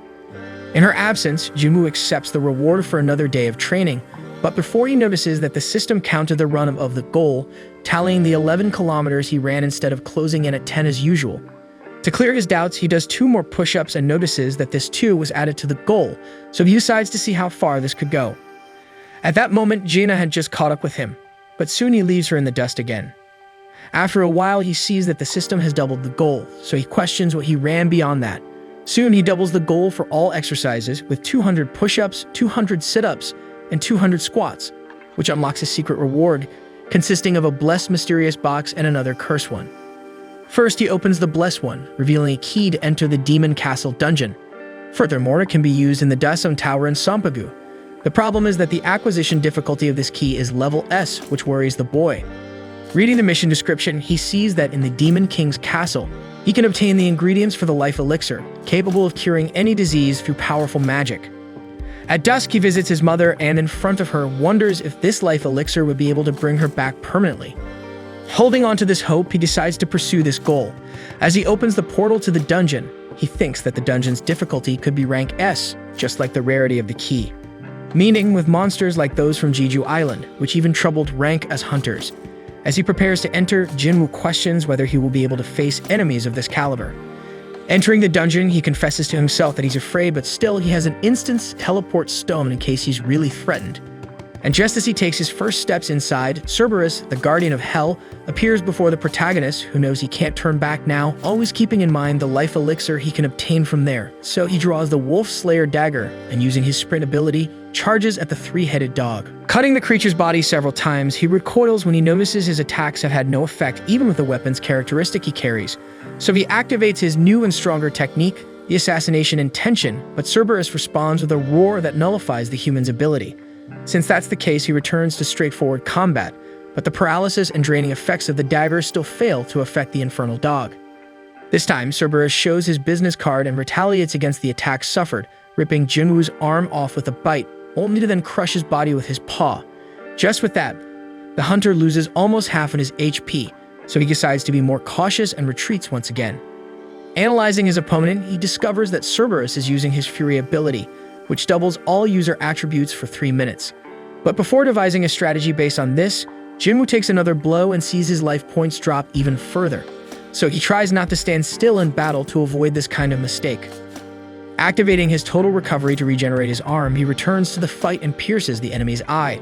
But a notification arrives immediately, warning that Cerberus is not feeling any pain.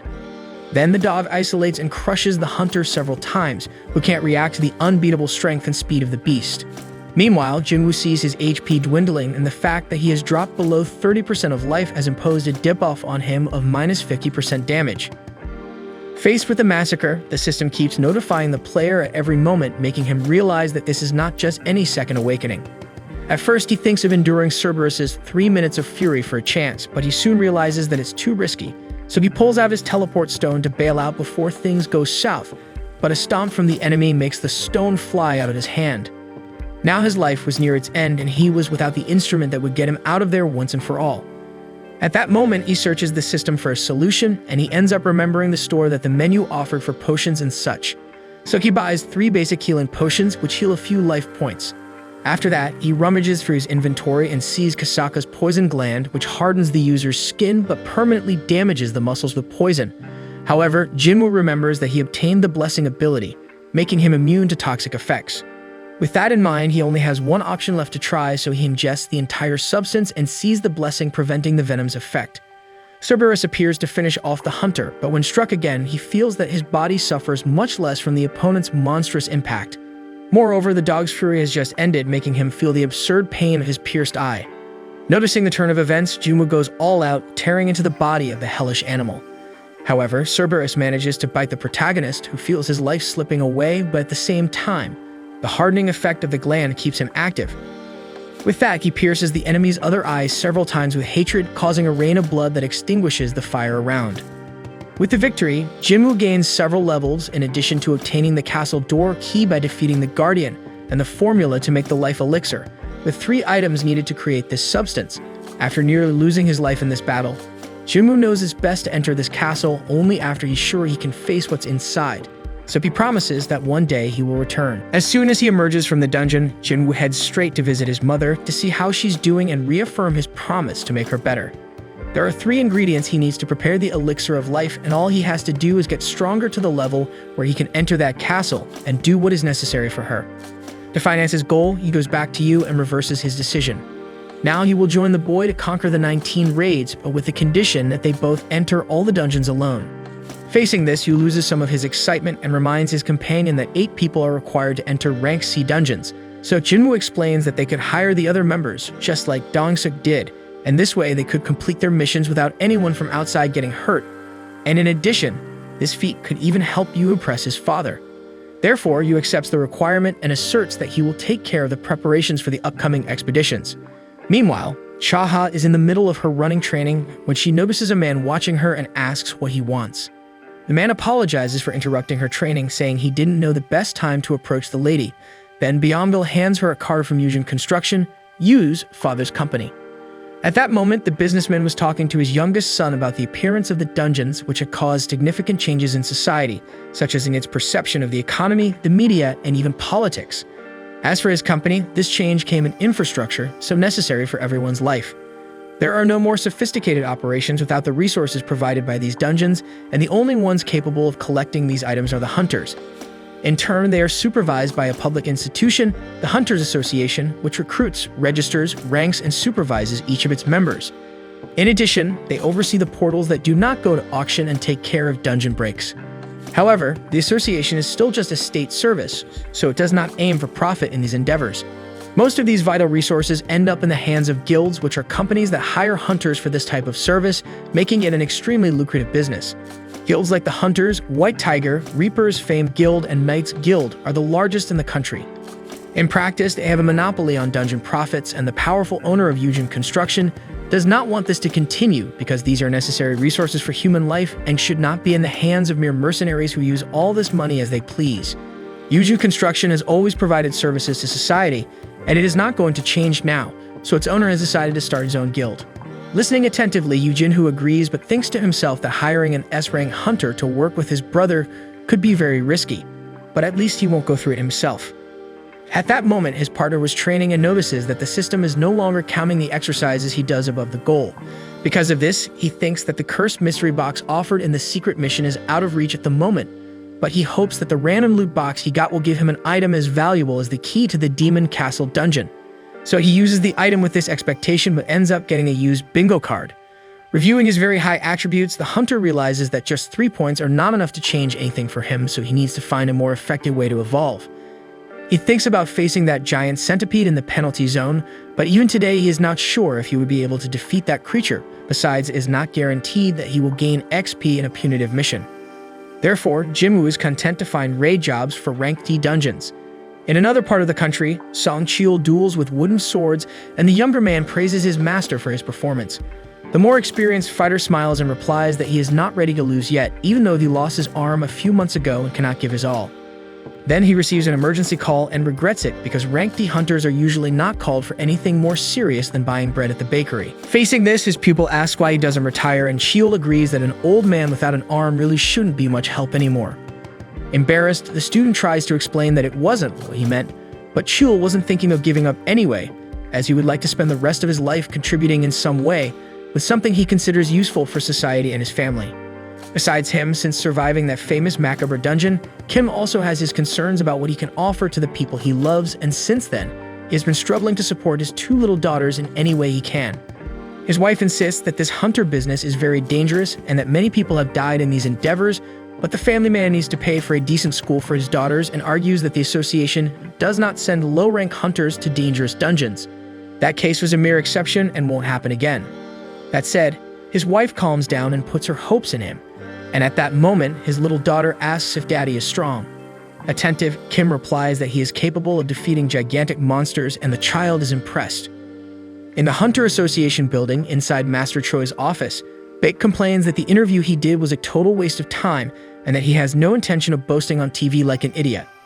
Despite this, Choi thinks that the S-rank hunter made a great impression with his poise and deep answers.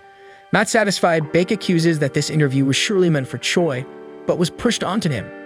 Choi responds in a cynical manner because this interview required an S-rank hunter, close to President Go and very dedicated to his work, and it really could have been him to do it, maybe. Tired of Choi's antics, Baek asks him straight away what he wants, so the guild master reveals that Jeju Construction is moving its pieces in secret to open its own hunter guild. Baek already knows this because some of his subordinates have reported receiving contract proposals, and so he believes that Choi called him there for a bigger reason than that. So finally, Choi asks a big favor of his colleague. Meanwhile, Lee Jo-hee resurfaces after a long time, so we know she's still withdrawn after the trauma she suffered. Her mother expresses concern for her daughter and tells her over the phone that a B-rank hunter should be strong, but she fears her daughter might not be that type and could just be hindering others, so she wants her daughter to come back home and help with the family store, especially since her father also misses her greatly. Lee gets annoyed by this and tells her mother to stop meddling in her life, so she hangs up and decides to do something to emerge from the shadows and rebuild herself, and as she gets up, she leaves behind her cell phone, which notifies her of a request for a D-rank raid. Back at the association, Cha-ha and Baek greet each other in the hallway, and then Che informs Choi that she was asked to be the master of Jeju Construction Guild, but turned down the offer. Next, she asks what Choi and Baek were talking about before she arrived. In response, Baek recalls their earlier conversation while having whiskey alone about how Jeju Island has been completely ignored by society because it used to be a place of frequent expeditions and missions, but now it's become a forgotten place by everyone. However, Choi never forgot that place, nor what he went through there, and even though he holds an important position and is praised daily as the ultimate weapon of society, nothing frees him from the feeling that he should return to that place. For this reason, Choi has decided to return to Jeju Island soon, but he needs Baek and the others for that. Baek suspects that this is the reason for so many sudden new recruits, but Choi asks his companion if he also has reasons to return to that island. Soon, the images of that day come back to the hunter's mind and he laments for Yeon-seok and Byeon. Meanwhile, in an isolated place, an elderly man pleads with someone that other people need to die. Jinwoo is heading out for a new mission, and his sister complains that even on holidays he doesn't let go of work, unlike before when he would return from the dungeons and stay on ice for a week. Therefore, she believes it's the result of his rigorous training. And Jinwoo confesses that he has managed to live in a more stable manner, so he leaves without even grabbing his things, leaving Jiena puzzled by his actions because he's not going to the corner store. Also heading to work, Cheol observes that he hasn't awakened any physical power, which means his sword is useless against magical monsters. Ironically, the martial arts he has dedicated himself to since forever are useless in a dungeon, ironically. On the way to work, he bumps into Jinwoo, and they both discover they're heading to the same raid. Cheol is startled by the boy's evolution in such a short time, and he's puzzled because he remembers Jinwoo had lost a leg that day, but the boy pretends that his leg had simply come back when he woke up in the hospital. Cheol regrets that there wasn't a decent healer in that dungeon to accompany the boy, but fortunately, a young man like Jinwoo is completely healed. In turn, the protagonist is slightly embarrassed because that man still sees him as a weakling who needs to be cared for, but he humbly thanks him for his concern. Then, as they reach the portal, they realize it's a gathering of the same people who were together on that fateful day. Jovi, a close friend of Jinwoo, and a B-rank healer, along with Kim and Kang. Except for the girl, the other hunters can't even look Jinwoo in the face because they remember well that the boy was left behind in that deadly dungeon, allowing the rest to escape. Jovi is impressed by her friend's surreal transformation being so fit and with his leg recovered, very different from when she visited him in the hospital. Jinwoo is surprised because he didn't know his friend had visited him in those conditions until a car pulls up and 3 prisoners get out who will participate in the expedition along with the others. One of the detainees is already excited to have a hottie on the team this time and asking her to ditch that guy and have fun with them. Jinwoo immediately frowns. Then Kang Taeshik, Hunter Guild's Vigilant, tells the prisoner to shut up because none of the 3 prisoners came out of jail to go sightseeing. Along with him, a guild assistant explains that these handcuffed men will be part of the raid this time because the exodus of local hunters left the association with few remaining options. Cheol rehearses a complaint because he doesn't want to fight alongside criminals, but he has no choice but to accept this condition. These are convicted hunters who came to reduce their sentences, and they will participate in the mission anyway. Nevertheless, the association's supervisor will keep an eye on them all the time, and since he's at B rank, he can handle 3 C rankers without any problems. Still, Jinwoo doesn't think it's a good idea for his friend to take risks on this journey, and asks Jody not to participate in the raid this time, but the healer is determined to enter that portal, so she decides to continue anyway. Thus, the prisoners are released, and the first thing Kang Taeshik says is that they know very well what will happen if any of them try anything different. Then he reassures the rest of the group, stating that the prisoners will be under his supervision, and then asks who will be the leader of the team on this expedition. Cheol steps up for the role, but before that, he asks Jinwoo if he agrees with it. After all, 7 people died under his command that day, and the bitter taste of that shame still haunts Cheol to this day. Moreover, the people who survived were thanks to Jinwoo Sung himself, so he asks for this permission and vows to thank him sincerely for everything he did on that tragic night. However, Jinwoo asks the man to stand up, and when Cheol also asks Kim if he can lead, Kim turns his face and responds that he can do whatever he wants. With everything settled, leadership falls to Cheol, and the supervisor declares the start of the raid, so everyone gathers after all this time to embark together once again on a new mission. Already inside the dungeon, the group effortlessly eliminates all the enemies that appear at the beginning, and the prisoners seem to enjoy the bloodbath they are causing on this mission. However, the standout is Jinwoo Sung, who is frighteningly stronger than he has ever been, attracting the attention of the entire team. After finishing the first fight, Cheol asks the protagonist where he got that dagger, and he just scratches his head, avoiding the answer. Joey points out that he hasn't been injured so far, and facing this news, she jokes that maybe she won't even need to get involved this time. Observing the young man closely, Cheol notices that not only his behavior is different, but also his aura. In the midst of this, the impatient Kang Tashik instructs everyone to proceed with the objective. A bit ahead, they come across a split into 3 paths, so they decide to separate to keep everything in sight. Tashik goes to the right with the criminals, and Jinwoo, using his enhanced perception, discovers that the dungeon boss is on the left side but prefers not to reveal it to make the XP worthwhile. Thus, he invites Chil and Johee to go with him on this path. The remaining members, Kim and Kang, continue down the middle. After some time advancing, the duo faces more goblins, hoping that everything will remain like this until the end of the tunnel. Since the weakest hunter in humanity is present, this is definitely a low-ranked dungeon, according to Kim. However, his companion reminds him that it didn't go that smoothly last time they all met. Speaking of the boy, although he believes he won't be forgiven, Kim commits to apologize to the young man because, despite doing it for his family, he still abandoned his comrades, and that is not the behavior of a valiant hunter. On the right side, Tashik observes the prisoners' thirst for violence, not satisfied with just the goblins they could destroy. He asks the men if they would do the same to these monsters if they were human, and upon hearing that they wouldn't hesitate to repeat the act, the Vigilant is transported to the moment when a family man reports that 3 men abused his daughter, leading her to hang herself, and his wife is hospitalized due to the psychological consequences of this heinous crime. To make matters worse, the criminals are hunters, and this pathetic justice system decided that participating in raids reduces the sentence for demons like them, while his daughter is buried forever 7 feet underground. For all this, the inconsolable father offers 300 million to Tashik to deal with the criminals, and given the mission, the Vigilant intends to lie to the department that the prisoners were ambushed by a horde of goblins. Following their own path, Kim and Kang end up in the central tunnel, where Tashik is fulfilling the family man's wish to make the condemned suffer before death. Seeing the arrival of the 2 hunters, he realizes that the dungeon boss is in the left tunnel, so he finishes the job and decides to change his plans. At that moment, Jinwoo remembers that Tashik once visited the hospital with his superior, so he hopes the Vigilant doesn't recognize him. A bit further, the hunters seize the damage in the central corridor, including Kang dead and Kim barely alive.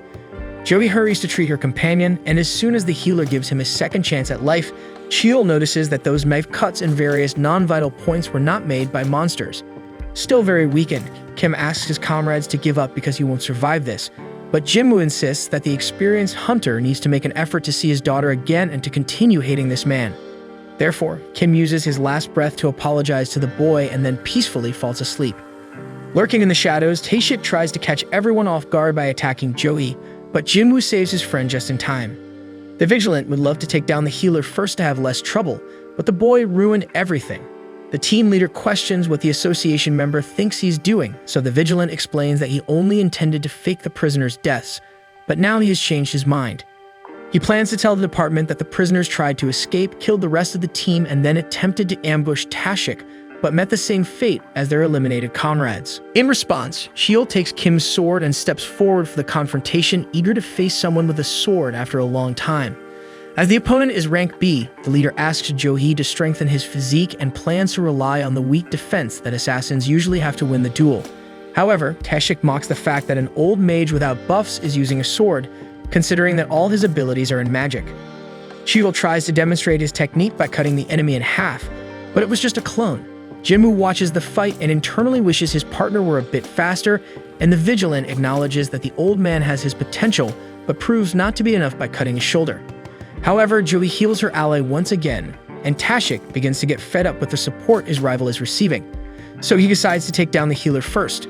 However, Chil reaches the rival in time and shows that he is not a useless old man because he used to be a teacher of rank as hunters. Still, Tashik knows that an old mage cannot keep up with the pace of an assassin, and with that in mind, he delivers several cuts to the adversary. When Johee tries to revive her companion again, her magic fails. Therefore, Chil was at the mercy of the assassin. But when he was about to suffer the final blow, the mage invokes a fire spell that incinerates the enemy. However, it was another one of Tashik's copies, aware that the wizard would focus on the sword to make the assassin lower his guard against his magic. Thus, the mage realized it was checkmate. But this time, Jinwoo Sung, the weakest hunter in humanity, saves the old man. Tashik asks who this kid is, and he states his name along with his rank. The Vigilant realizes that this guy would never be from the lowest rank because twice he had the reflex to block his attacks. And as he seems to be known by the rest of the group, he probably isn't one of those who use fake ranks because that kind of cheater doesn't leave witnesses behind. Consequently, Tashik realizes he's facing a second awakening, and on top of that, it's that weakling who was hospitalized after the double dungeon even though the mana meter only showed 10. Still, Jinwoo-sung doesn't have much experience as a hunter, so the assassin thinks of using that to his advantage by drawing another dagger. At that moment, the E-rank questions the reason for the Vigilant promoting this massacre in the dungeon. Then he explains that he delivered justice by tearing apart 3 abusers of a minor, but Jinwoo saw that he toyed with Kim and Kang until their deaths, avoiding their vital points, so it's evident that justice isn't what motivates this guy. With that said, Tashik laughs as he remembers refusing the family man's proposal to avenge a defenseless little girl, not for the money offered, but because exterminating humans is much more pleasurable than monsters. Next, the 2 rivals clash in a duel that the spectators could barely keep up with, given the absurd speed both possessed. They have similar physical structure and techniques, but Tashik relies on his experience and cunning to emerge victorious. Thus, he kicks a handful of sand into the opponent's eyes to land the first stabs. However, the system alerts Jinwoo-sung that a new target is in play, and he must eliminate this aggressor seeking his death, lest he suffer a penalty. Therefore, Jinwoo warns the opponent that the system has now given him another reason to be destroyed. Tashik has no idea what system this is, and this ignorance challenges his conviction of having control of the fight. Assuming his target moves beside him at an incomparable speed, and upon seeing his face cut, the Vigilant feels the poison flowing into his bloodstream. He promises to retaliate with another surprise, then uses his stealth to conceal his body, scent, and sound.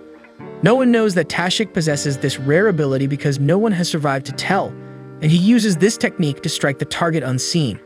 Desperate, Jinwoo's friends consider intervening, but Tashik makes it clear he can cut both of them in the blink of an eye. Indeed, he thinks he can do the same to Jinwoo because of the deep cut he made in his leg, but the hunter uses his total recovery to surprise his proud opponent once again, who has no idea how many times the enemy can use this healing magic, as he has never seen a fighter capable of healing before.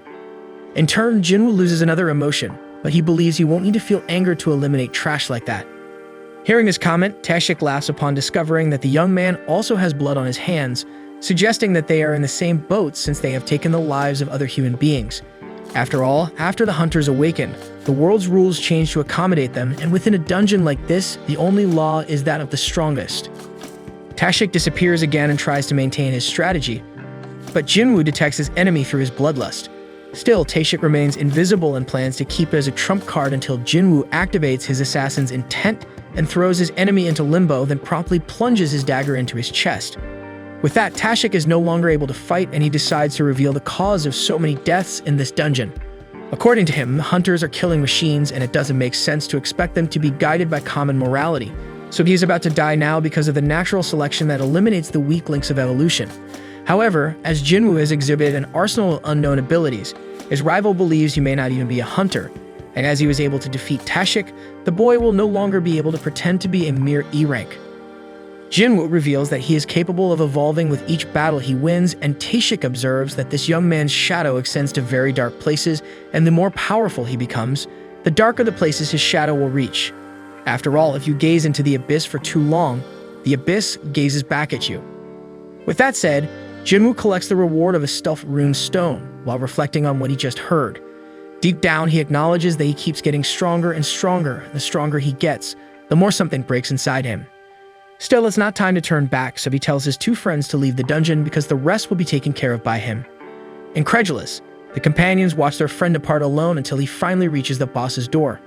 Sometime later, Woo Jinchul, the administrator of the Hunter's surveillance team, is on his way to meet the survivors of this dungeon, lamenting that he never suspected Tashik's sinister side. Soon he meets Jogi, Cheol, and Jinwoo-sung, the same E-rank hunter from that time, almost unrecognizable. Firstly, he apologizes for what his employee caused them all, but getting straight to the point, the supervisor asks who killed Kang Tashik.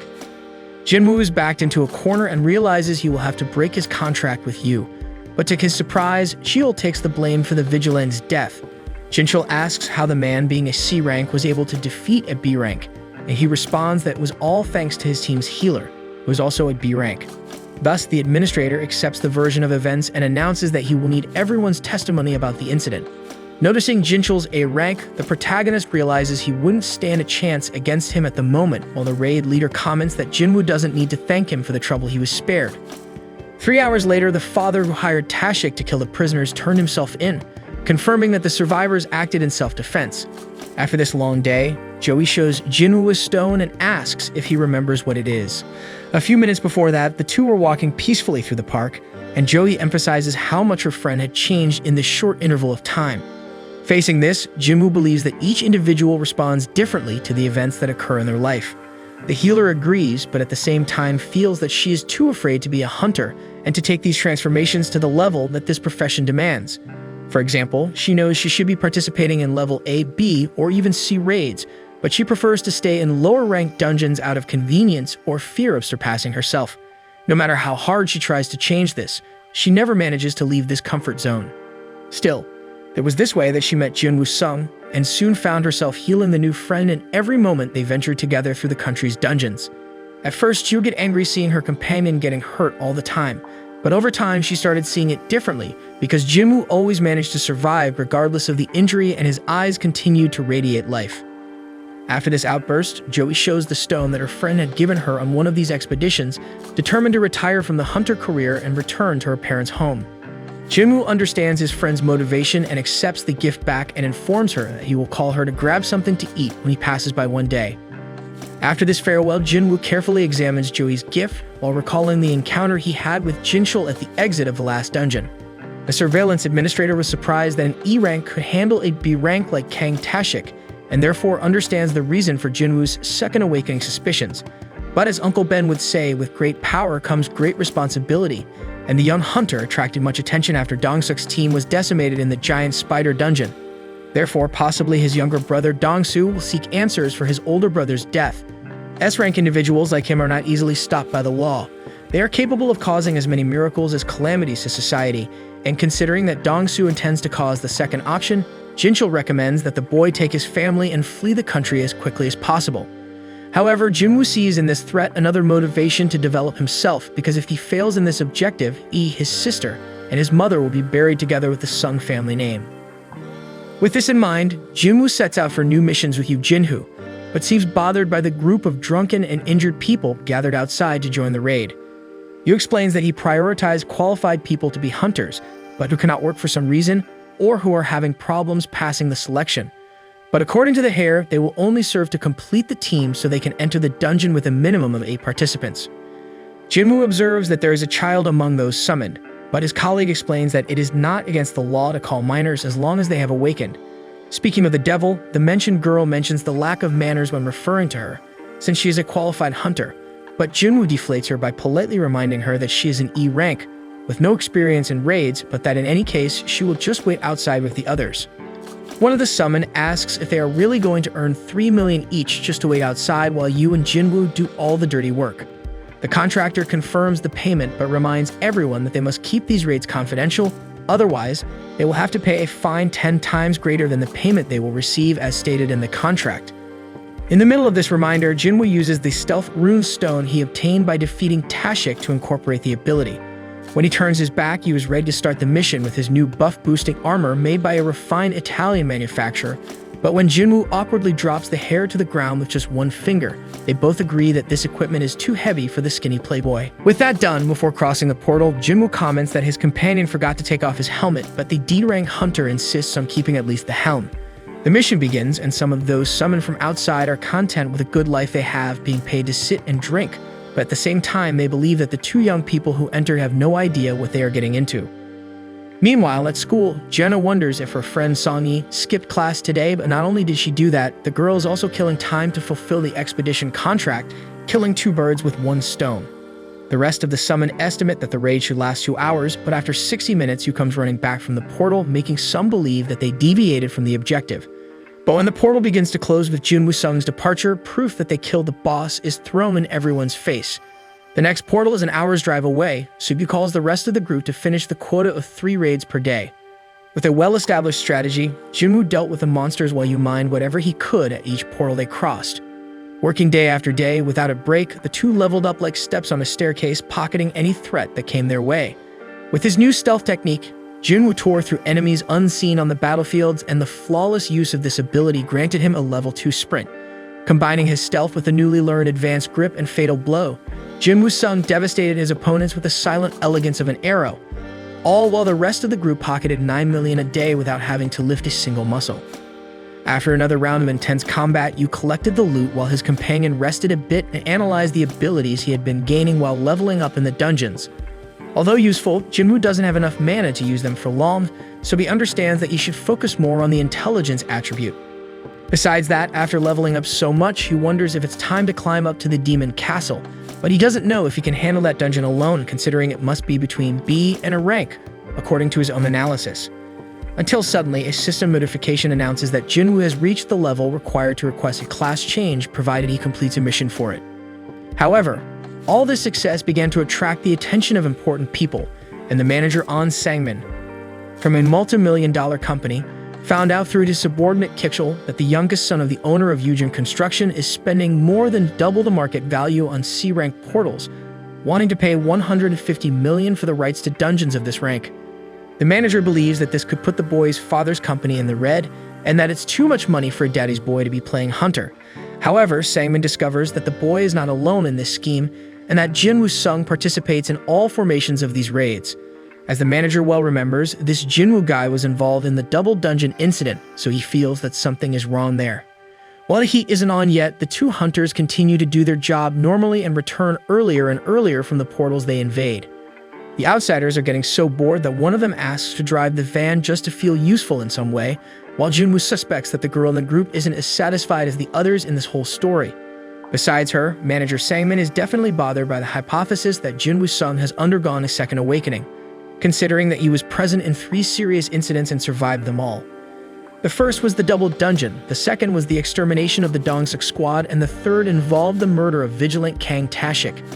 In all these events, there were several deaths, but Jinwoo survived all 3 occasions, so Sangmin believes it's a case of a reawakening. Listening carefully to every word, Kichel asks what the boss will do after reaching this conclusion, and he announces that it's time to recruit a promising rookie. Arriving at the dungeon where the 2 hunters are, Sangmin sees a relaxed picnic in front of the portal, until Songye arrives and warns that it's forbidden to enter there. The 2 men try to extract information without being invasive, and ask if the girl is part of the attacking team on duty. When she confirms, Sangmin presumes that Jinwoo Sung left the rest of the group behind to face the dungeon alone, and therefore his interest grows upon sensing the boy's extraordinary potential. Satisfied with the information, the manager leaves with his subordinate, and at that moment the 2 invaders finish the job in the dungeon. Jinwoo wants to know about tomorrow's schedule because he would like to take a day off. Since he remembered he has a commitment, so he postpones the raids for another day and moves on to today's next one. Eavesdropping on the conversation, we see that the young ones have already started to attract problems close by, and then we are faced with a chaotic nightmare that Master Choi often has, involving infernal fire, demons, and events from Jeju Island. Haunted by his trauma, the leader of the Hunters Guild is content to know that a new reconnaissance mission is about to take place in that cursed place. In the meantime, Jinchul is dropped off near his home after another day of work, until Sangmin and Kichel approach the young man. The higher-ranking man introduces himself as An Sangmin, manager of the 2nd administration team of the White Tiger Guild, and asks for a minute to talk to Jinwoo. Getting straight to the point, he wants to hire the promising hunter for double what Yujin Construction is paying, and if he has more demands, the manager commits to chasing after them. Sangmin is convinced that such a young man will accept an offer of this caliber, but instead of showing excitement, Jinwoo asks how much the man's guild building is worth. Not quite understanding, the manager calculates that it must be around 50 billion, so the hunter dismisses the offer because, showing the documents proving Yujin Construction's offer, he shows that he was offered a building with a market value of 50 billion, and since the White Tiger Guild committed to paying double, Jinwoo understands that at least the White Tiger Guild headquarters should be transferred to his name. The manager is left speechless because he doesn't even have the authority to offer a deal of that magnitude, so Jinwoo stands up and makes it clear that he knows he's being spied on. As a cut suddenly appears on the man's face, An Sangmin understands the reason for the construction company's offer, because a reawaken with stealth technique is worth gold. Then the manager justifies to the invisible aggressor that the dungeon market is very scarce, and by researching who bought so many C-rank portals, he came across the name Jinwoo. That said, as only he and his subordinate know this, Jinwoo asks them to keep it a secret, otherwise, they will be the first on the suspect list. As Sangmin agrees, the promising young man sits back down and laments monopolizing the C-rank portals, but warns that he needs to keep doing this for some time. However, he offers 3 portals for 300 million each, otherwise the White Tiger will be a long time without training its hunters of this rank. Indignant, Sangmin mentions that the mana and essence stones of each portal are worth 200 million at most, But before asking Jinwoo to lower the price, the hunter himself agrees to sell the 3 portals for 600 million in total. After closing the deal, Jinwoo wants the money deposited by the end of the day, and then asks the manager to close his eyes and open his mouth to receive a gift. Then he pours a red liquid that heals the wound on the man's face and reminds him to keep his mouth shut. As the hunter leaves, Kitchell asks if the contract went through, and Sangmin replies that for sure that young man is worth much more than they thought. The next day, the protagonist receives a message from Yu confirming that the 600 million has been deposited into the account, and when his companion asks how he managed to sell the portals at this inflated value, Jinwoo replies that it's a business secret. In the meantime, Sangmin discovers that the boy outsmarted him because there were other C-rank portals being sold for around 70 million within the jurisdiction of the White Tiger Guild, and at that moment, Jinwoo sends a message saying that now they are even, and therefore he will forget that he was being spied on. With that, the manager recognizes that it's 1-0 for the hunter, but is relieved to have paid the price for espionage and at least to have obtained Jinwoo Sung's number, which would be enough for the moment. Meanwhile, the talented hunter drives to his class exchange mission. Far away from the city, he gears up to face this mission that appeared after he leveled up to 40 in the last raid. Jinwoo has already found 2 accessible dungeons with only special items, and the 2 he completed out of obligation were the penalty and emergency ones. This time, it seems to be optional, so the hunter has time to ponder whether he wants to do it or not. At the same time, the fact that he has time to choose makes him imagine that this mission is quite difficult, but in any case, it's definitely an important step to establish a class and get stronger, so he accepts it and a huge portal opens in front of him. Since Jinwoo hasn't done his daily training yet, he'll have to do it when he returns, but the excitement from the portal in front of him indicates that the game has finally begun for real. As soon as he enters, a warrior in red armor awaits the hero inside. Meanwhile, Yu waits with his father for the other participant of a meeting, until Jin Sung, Yu's older brother, shows up. Jinwoo Sung advances through the dungeon and doesn't see anything different about it, but the system warns that potions and access to the store are blocked, and it's not possible to recover status when leveling up. Therefore, Jinwoo knows he needs to be extremely cautious, keeping in mind that he can't leave the dungeon until he completes it. At that moment, an enemy knight approaches and attacks the hunter, who draws his dagger and strikes the target swiftly, but the powerful armor he wears prevents any damage. Jinwoo doesn't have the same equipment, so he needs to be careful not to suffer a blow from a sword of that size. He dodges the attacks and prepares his fatal blow to knock down the opponent, but even this ability isn't able to pierce the armor. Then Jinwoo remembers facing enemies with an even tougher shell than this one, so he tears off the knight's head with his bare hands. The boy regrets wasting a fatal blow in vain, as he can't recover mana, but the other knights approaching seem unconcerned about that. Back at the meeting, Yu's father questions the boy for not even touching the food yet, but Yu says it's nothing. Then the construction company president turns to his eldest son and asks about the progress of the guild creation, as all the S-rank hunters have rejected the proposal to join the clan. Jin Sung explains that indeed Cha Ha and Min Byung rejected the invitation, but that's not a problem because he's also in contact with hunters from Europe and the Middle East. If the construction company meets their demands, they will surely sign up, and this will be a similar case to Wang Dongsu's. Next, Jin Sung tells his brother that he knows he's working in secret, paying a high price for the rights to rank C raids as a way to carve out his space, but above all, you shouldn't get in his way. The young man is embarrassed by the reprimand but relieved that they don't know he's accompanied by an extraordinary hunter. And this hunter is expending so much energy in his fights that he feels he needs a break. But at the last minute, he discovers an invisible enemy through stealth and dispatches it. Jinwoo is impressed to have to face monsters with this ability, and to make matters worse, a mage attacks him from afar. Faced with this, Jinwoo tries to analyze what's happening and notices that the armor resembles Kasaka's, giving the impression that he's revisiting old battles.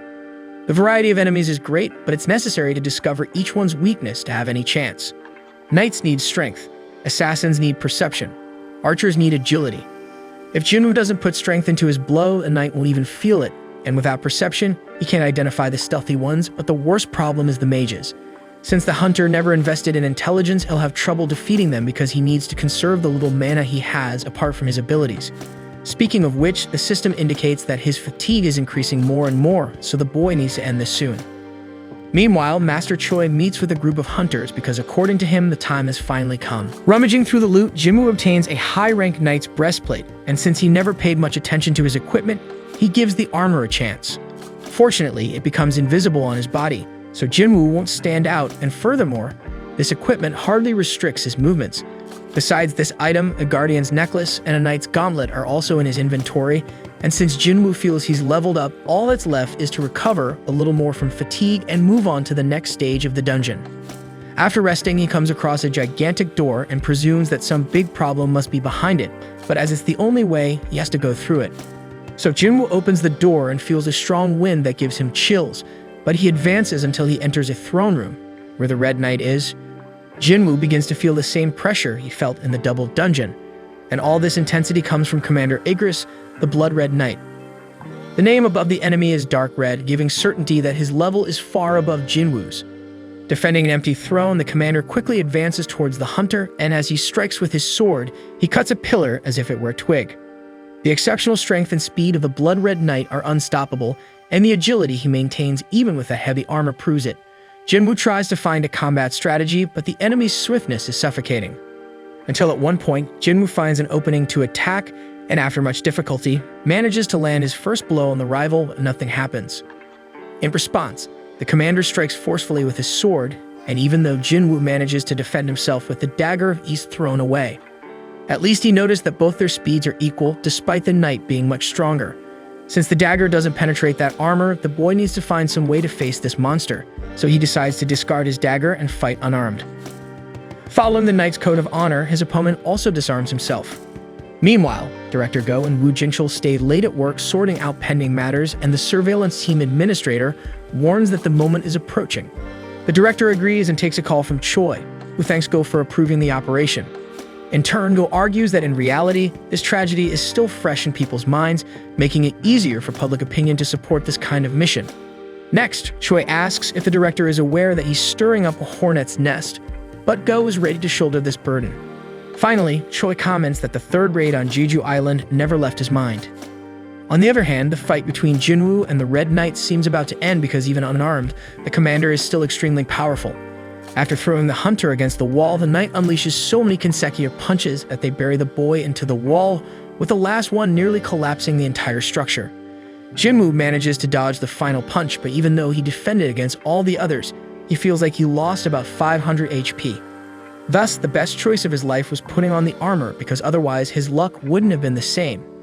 Nonetheless, the knight manages to inflict significant damage even without his sword, so all that's left for Jinwoo is to try to outpace the opponent in speed. He then utilizes his sprint ability and charges towards the commander, but even though he's incredibly fast, he can't land a single hit. On the contrary, it's the knight who continues to strike Jinwoo whenever he desires.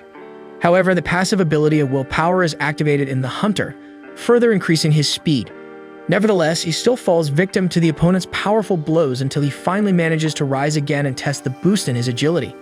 After an intense exchange of blows, all defended by Igris, Jinwoo lands a kick on the enemy, who becomes enraged upon suffering damage for the first time and uses that fury to pummel Jinwoo even more. The boy seems surrendered to this insane frenzy of the Blood Red Knight.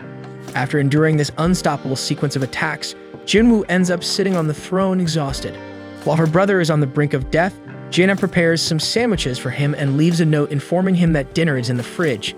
Then she eats her portion of the sandwiches while studying, intending to visit her mother in the hospital afterward. With Jinwoo resigned to his fate, Igris retrieves his sword and tries to deliver the finishing blow, but the hunter shows that he hasn't been defeated yet by managing to hold the sword with his hand and then piercing the enemy's eye with his dagger, causing darkened blood to flow from the monster.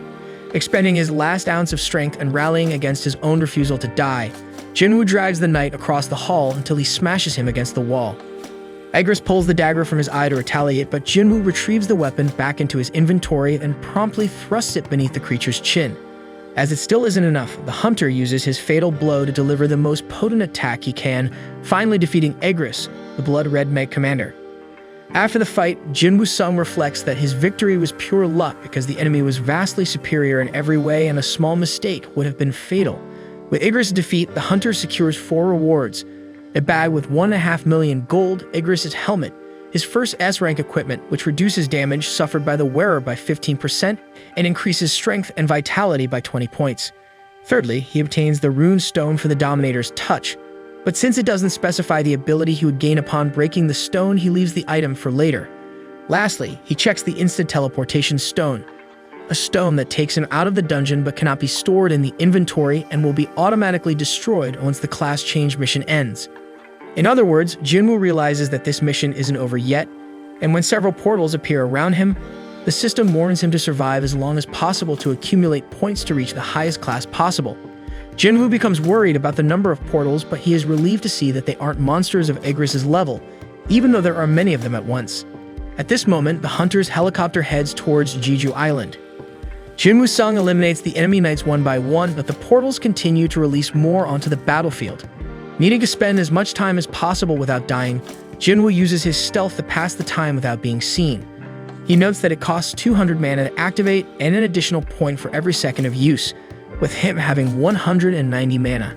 However, a mage disables this ability of the hunter, along with the assassin's intent, so Jinwoo is exposed again and ends up taking a sword blow to the back.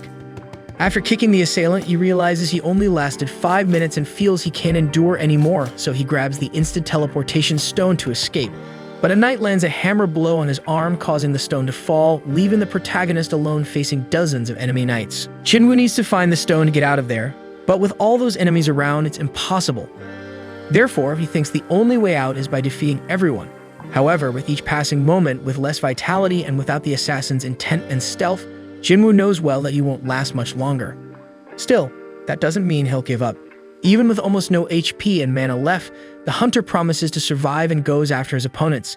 After all, Jinwoo Sung knows better than anyone what it's like to be at the bottom, and now is not the time for him to give up everything he's achieved to help his family, even if his fists are already raw. Suddenly, he hears muffled voices in the background of hunters commenting on how Jinwoo is the weakest hunter in humanity, just needing an E-rank dungeon to send him to the hospital for days. These words trigger something in the young man, hindering his reaction power in the fight. His mind projects Cheol and Jo-hee saying it's enough, that he doesn't need to try so hard anymore. Behind him, the old Jinwoo blames the current one for insisting on something so dangerous, saying he should be satisfied for leaving the E-rank and getting this far. Meanwhile, President Go talks with Jinchul about the third raid on Jeju Island, confessing that his body wasn't fit for combat at that time, so he wasn't there. On the other hand, the surveillance administrator acted as security on the perimeter as a point of contact. Many lost their lives there, and those who survived still carry mental scars as consequences. According to Go, all hunters have their own scars, and it's their duty to overcome that pain, otherwise, destruction awaits them. Old Jinwoo Sung, observing the new one, notices how he has grown taller and more muscular, but that this difference is only on the outside. Inside, Jinwoo is still weak, so much so that once again he's on the verge of death. At this moment, the hunter takes another sword blow and is thrown away while defending himself. His older version belittles Jinwoo as an eternal E-rank hunter, nothing more, just a dreamer who hasn't learned his place in the world. Jinwoo backs away from the taunts, but soon is severely hit by a huge knight who smashes his forehead into the ground. Almost closing his eyes, he hears his old self saying he'll die because of this arrogance of thinking he was already prepared. Looking around, Jinwoo Sung wonders if this occasion isn't a repeat of the double dungeon and tries to remember what happened after that. At that moment, his system warns him that he's about to suffer the penalty for not completing his daily exercise mission, so he realizes that luck is also an ability. His older version comments that the system doesn't want him to die yet, apparently, and bids farewell. Thus, at the moment when Jinwoo would be hit by an enemy sword, he is transferred to the penalty zone. Once there and almost too weak to stand up, the hunter thanks the heavens for being saved by the bell, while reviewing the mission from which he escaped. The system wished luck to the participants, and Jinwoo wonders if it's because the mission is almost impossible or if the system is rooting for him and wants to keep him alive. Next, he opens the store to alleviate his exhaustion, which had exceeded 90, a critical situation he had never seen before. After taking several potions to recover from fatigue, he tries to do the same with his HP, but the potion he bought for that purpose doesn't work when he's severely injured, so he has to wait to heal naturally or try to level up to recover hit points. Speaking of which, he needs to quickly decide what to do, since several giant desert centipedes have appeared in front of him. Soon he realizes he needs to survive for 4 minutes, so he cautiously dives into the creatures, always keeping in mind that what doesn't kill him strengthens him. During Jinwoo's fight, his sister wakes up from a strange dream and sees that the boy hasn't returned home yet, so she imagines he might have found a girlfriend, but then she dismisses the idea herself. Finally, she remembers she warned him there would be a parents' and teachers' meeting, so she wishes her brother would come back soon. Back to the hunter, he exterminates all the centipedes and levels up several times, thus being able to recover completely.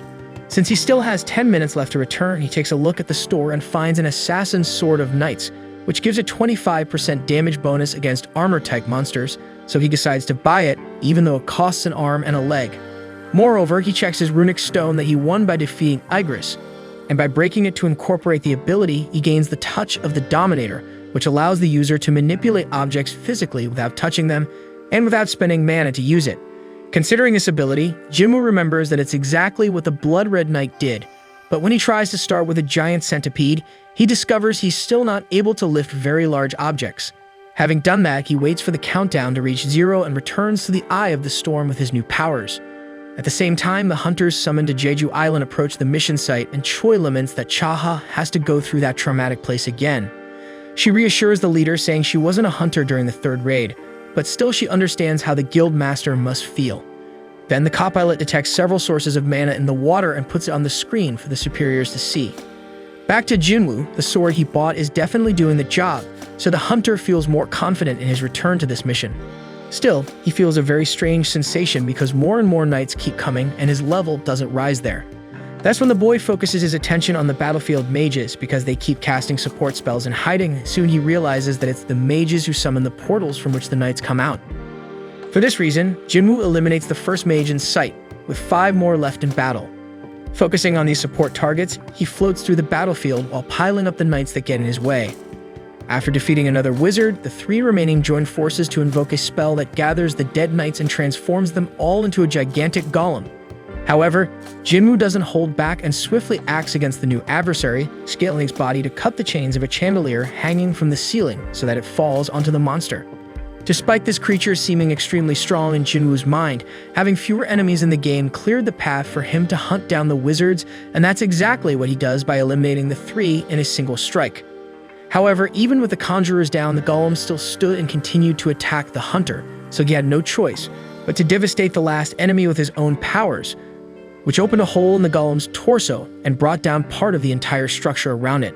Following this, the system announces Jinwoo Sung's victory, and considering that the class to which he would belong depended on his performance, the system analyzes the hunter's mission result and sends an enigmatic notification about the player's thirst for power, summoning the spirits of the Death Valley to fight alongside him.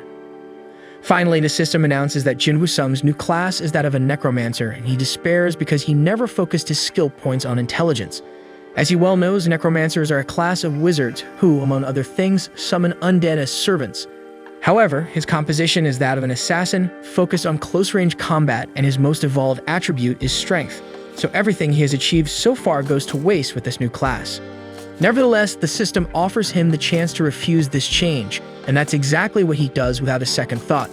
Still, the system informs him that Necromancer is a secret class and asks once again if Jinwoo is sure of his decision. Seeing that the matter was more serious than he thought, the hunter becomes suspicious and takes a moment to think about what he will do. Apparently, necromancers must have some special ability that common classes don't have, and analyzing the wizards he defeated in this last mission, Jinwoo remembers that they control the knights.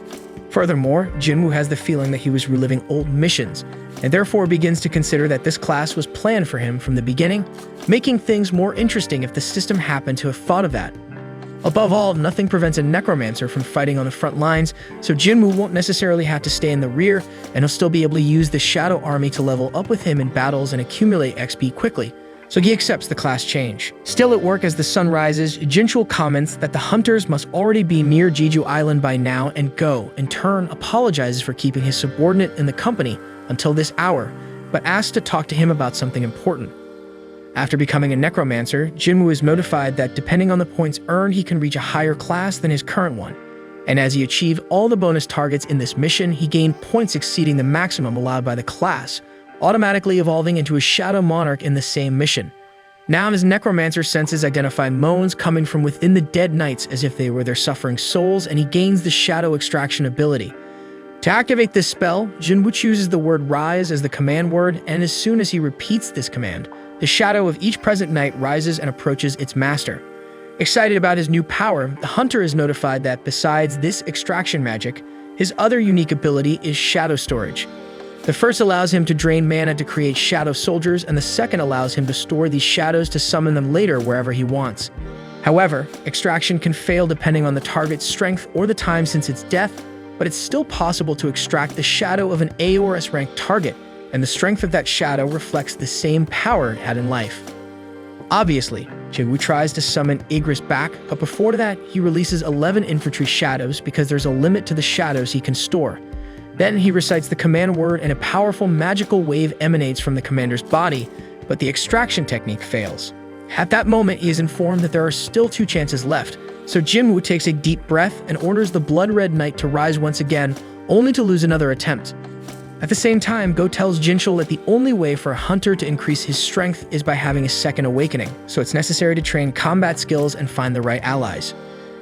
Jinwoo tries to uncover clues before using his last chance and soon sees that Igris awaited the return of his king, even though he didn't know if he would ever come back. Therefore, before trying for the 3rd time, he questions whether the commander really wants to rot in that damp place waiting for a king who will never return, instead of maintaining his honor and having one more chance to eliminate the enemies serving the man before him. Thus, as Igris finally rises, Go creates expectations that a new second awakening could happen at any moment, creating someone strong enough to become a new beacon of hope. That said, the Shadow Army and its commander kneeled for their master, and Jinwoo Sung feels genuine pleasure in realizing what he holds in his hands. Hey folks, that was the 1st season of Solo Leveling, and the good news is that the 2nd season has already been confirmed. So when it starts coming out, we'll bring it here to the channel. Make sure to subscribe if you haven't already, and drop a like below to help this video reach more people.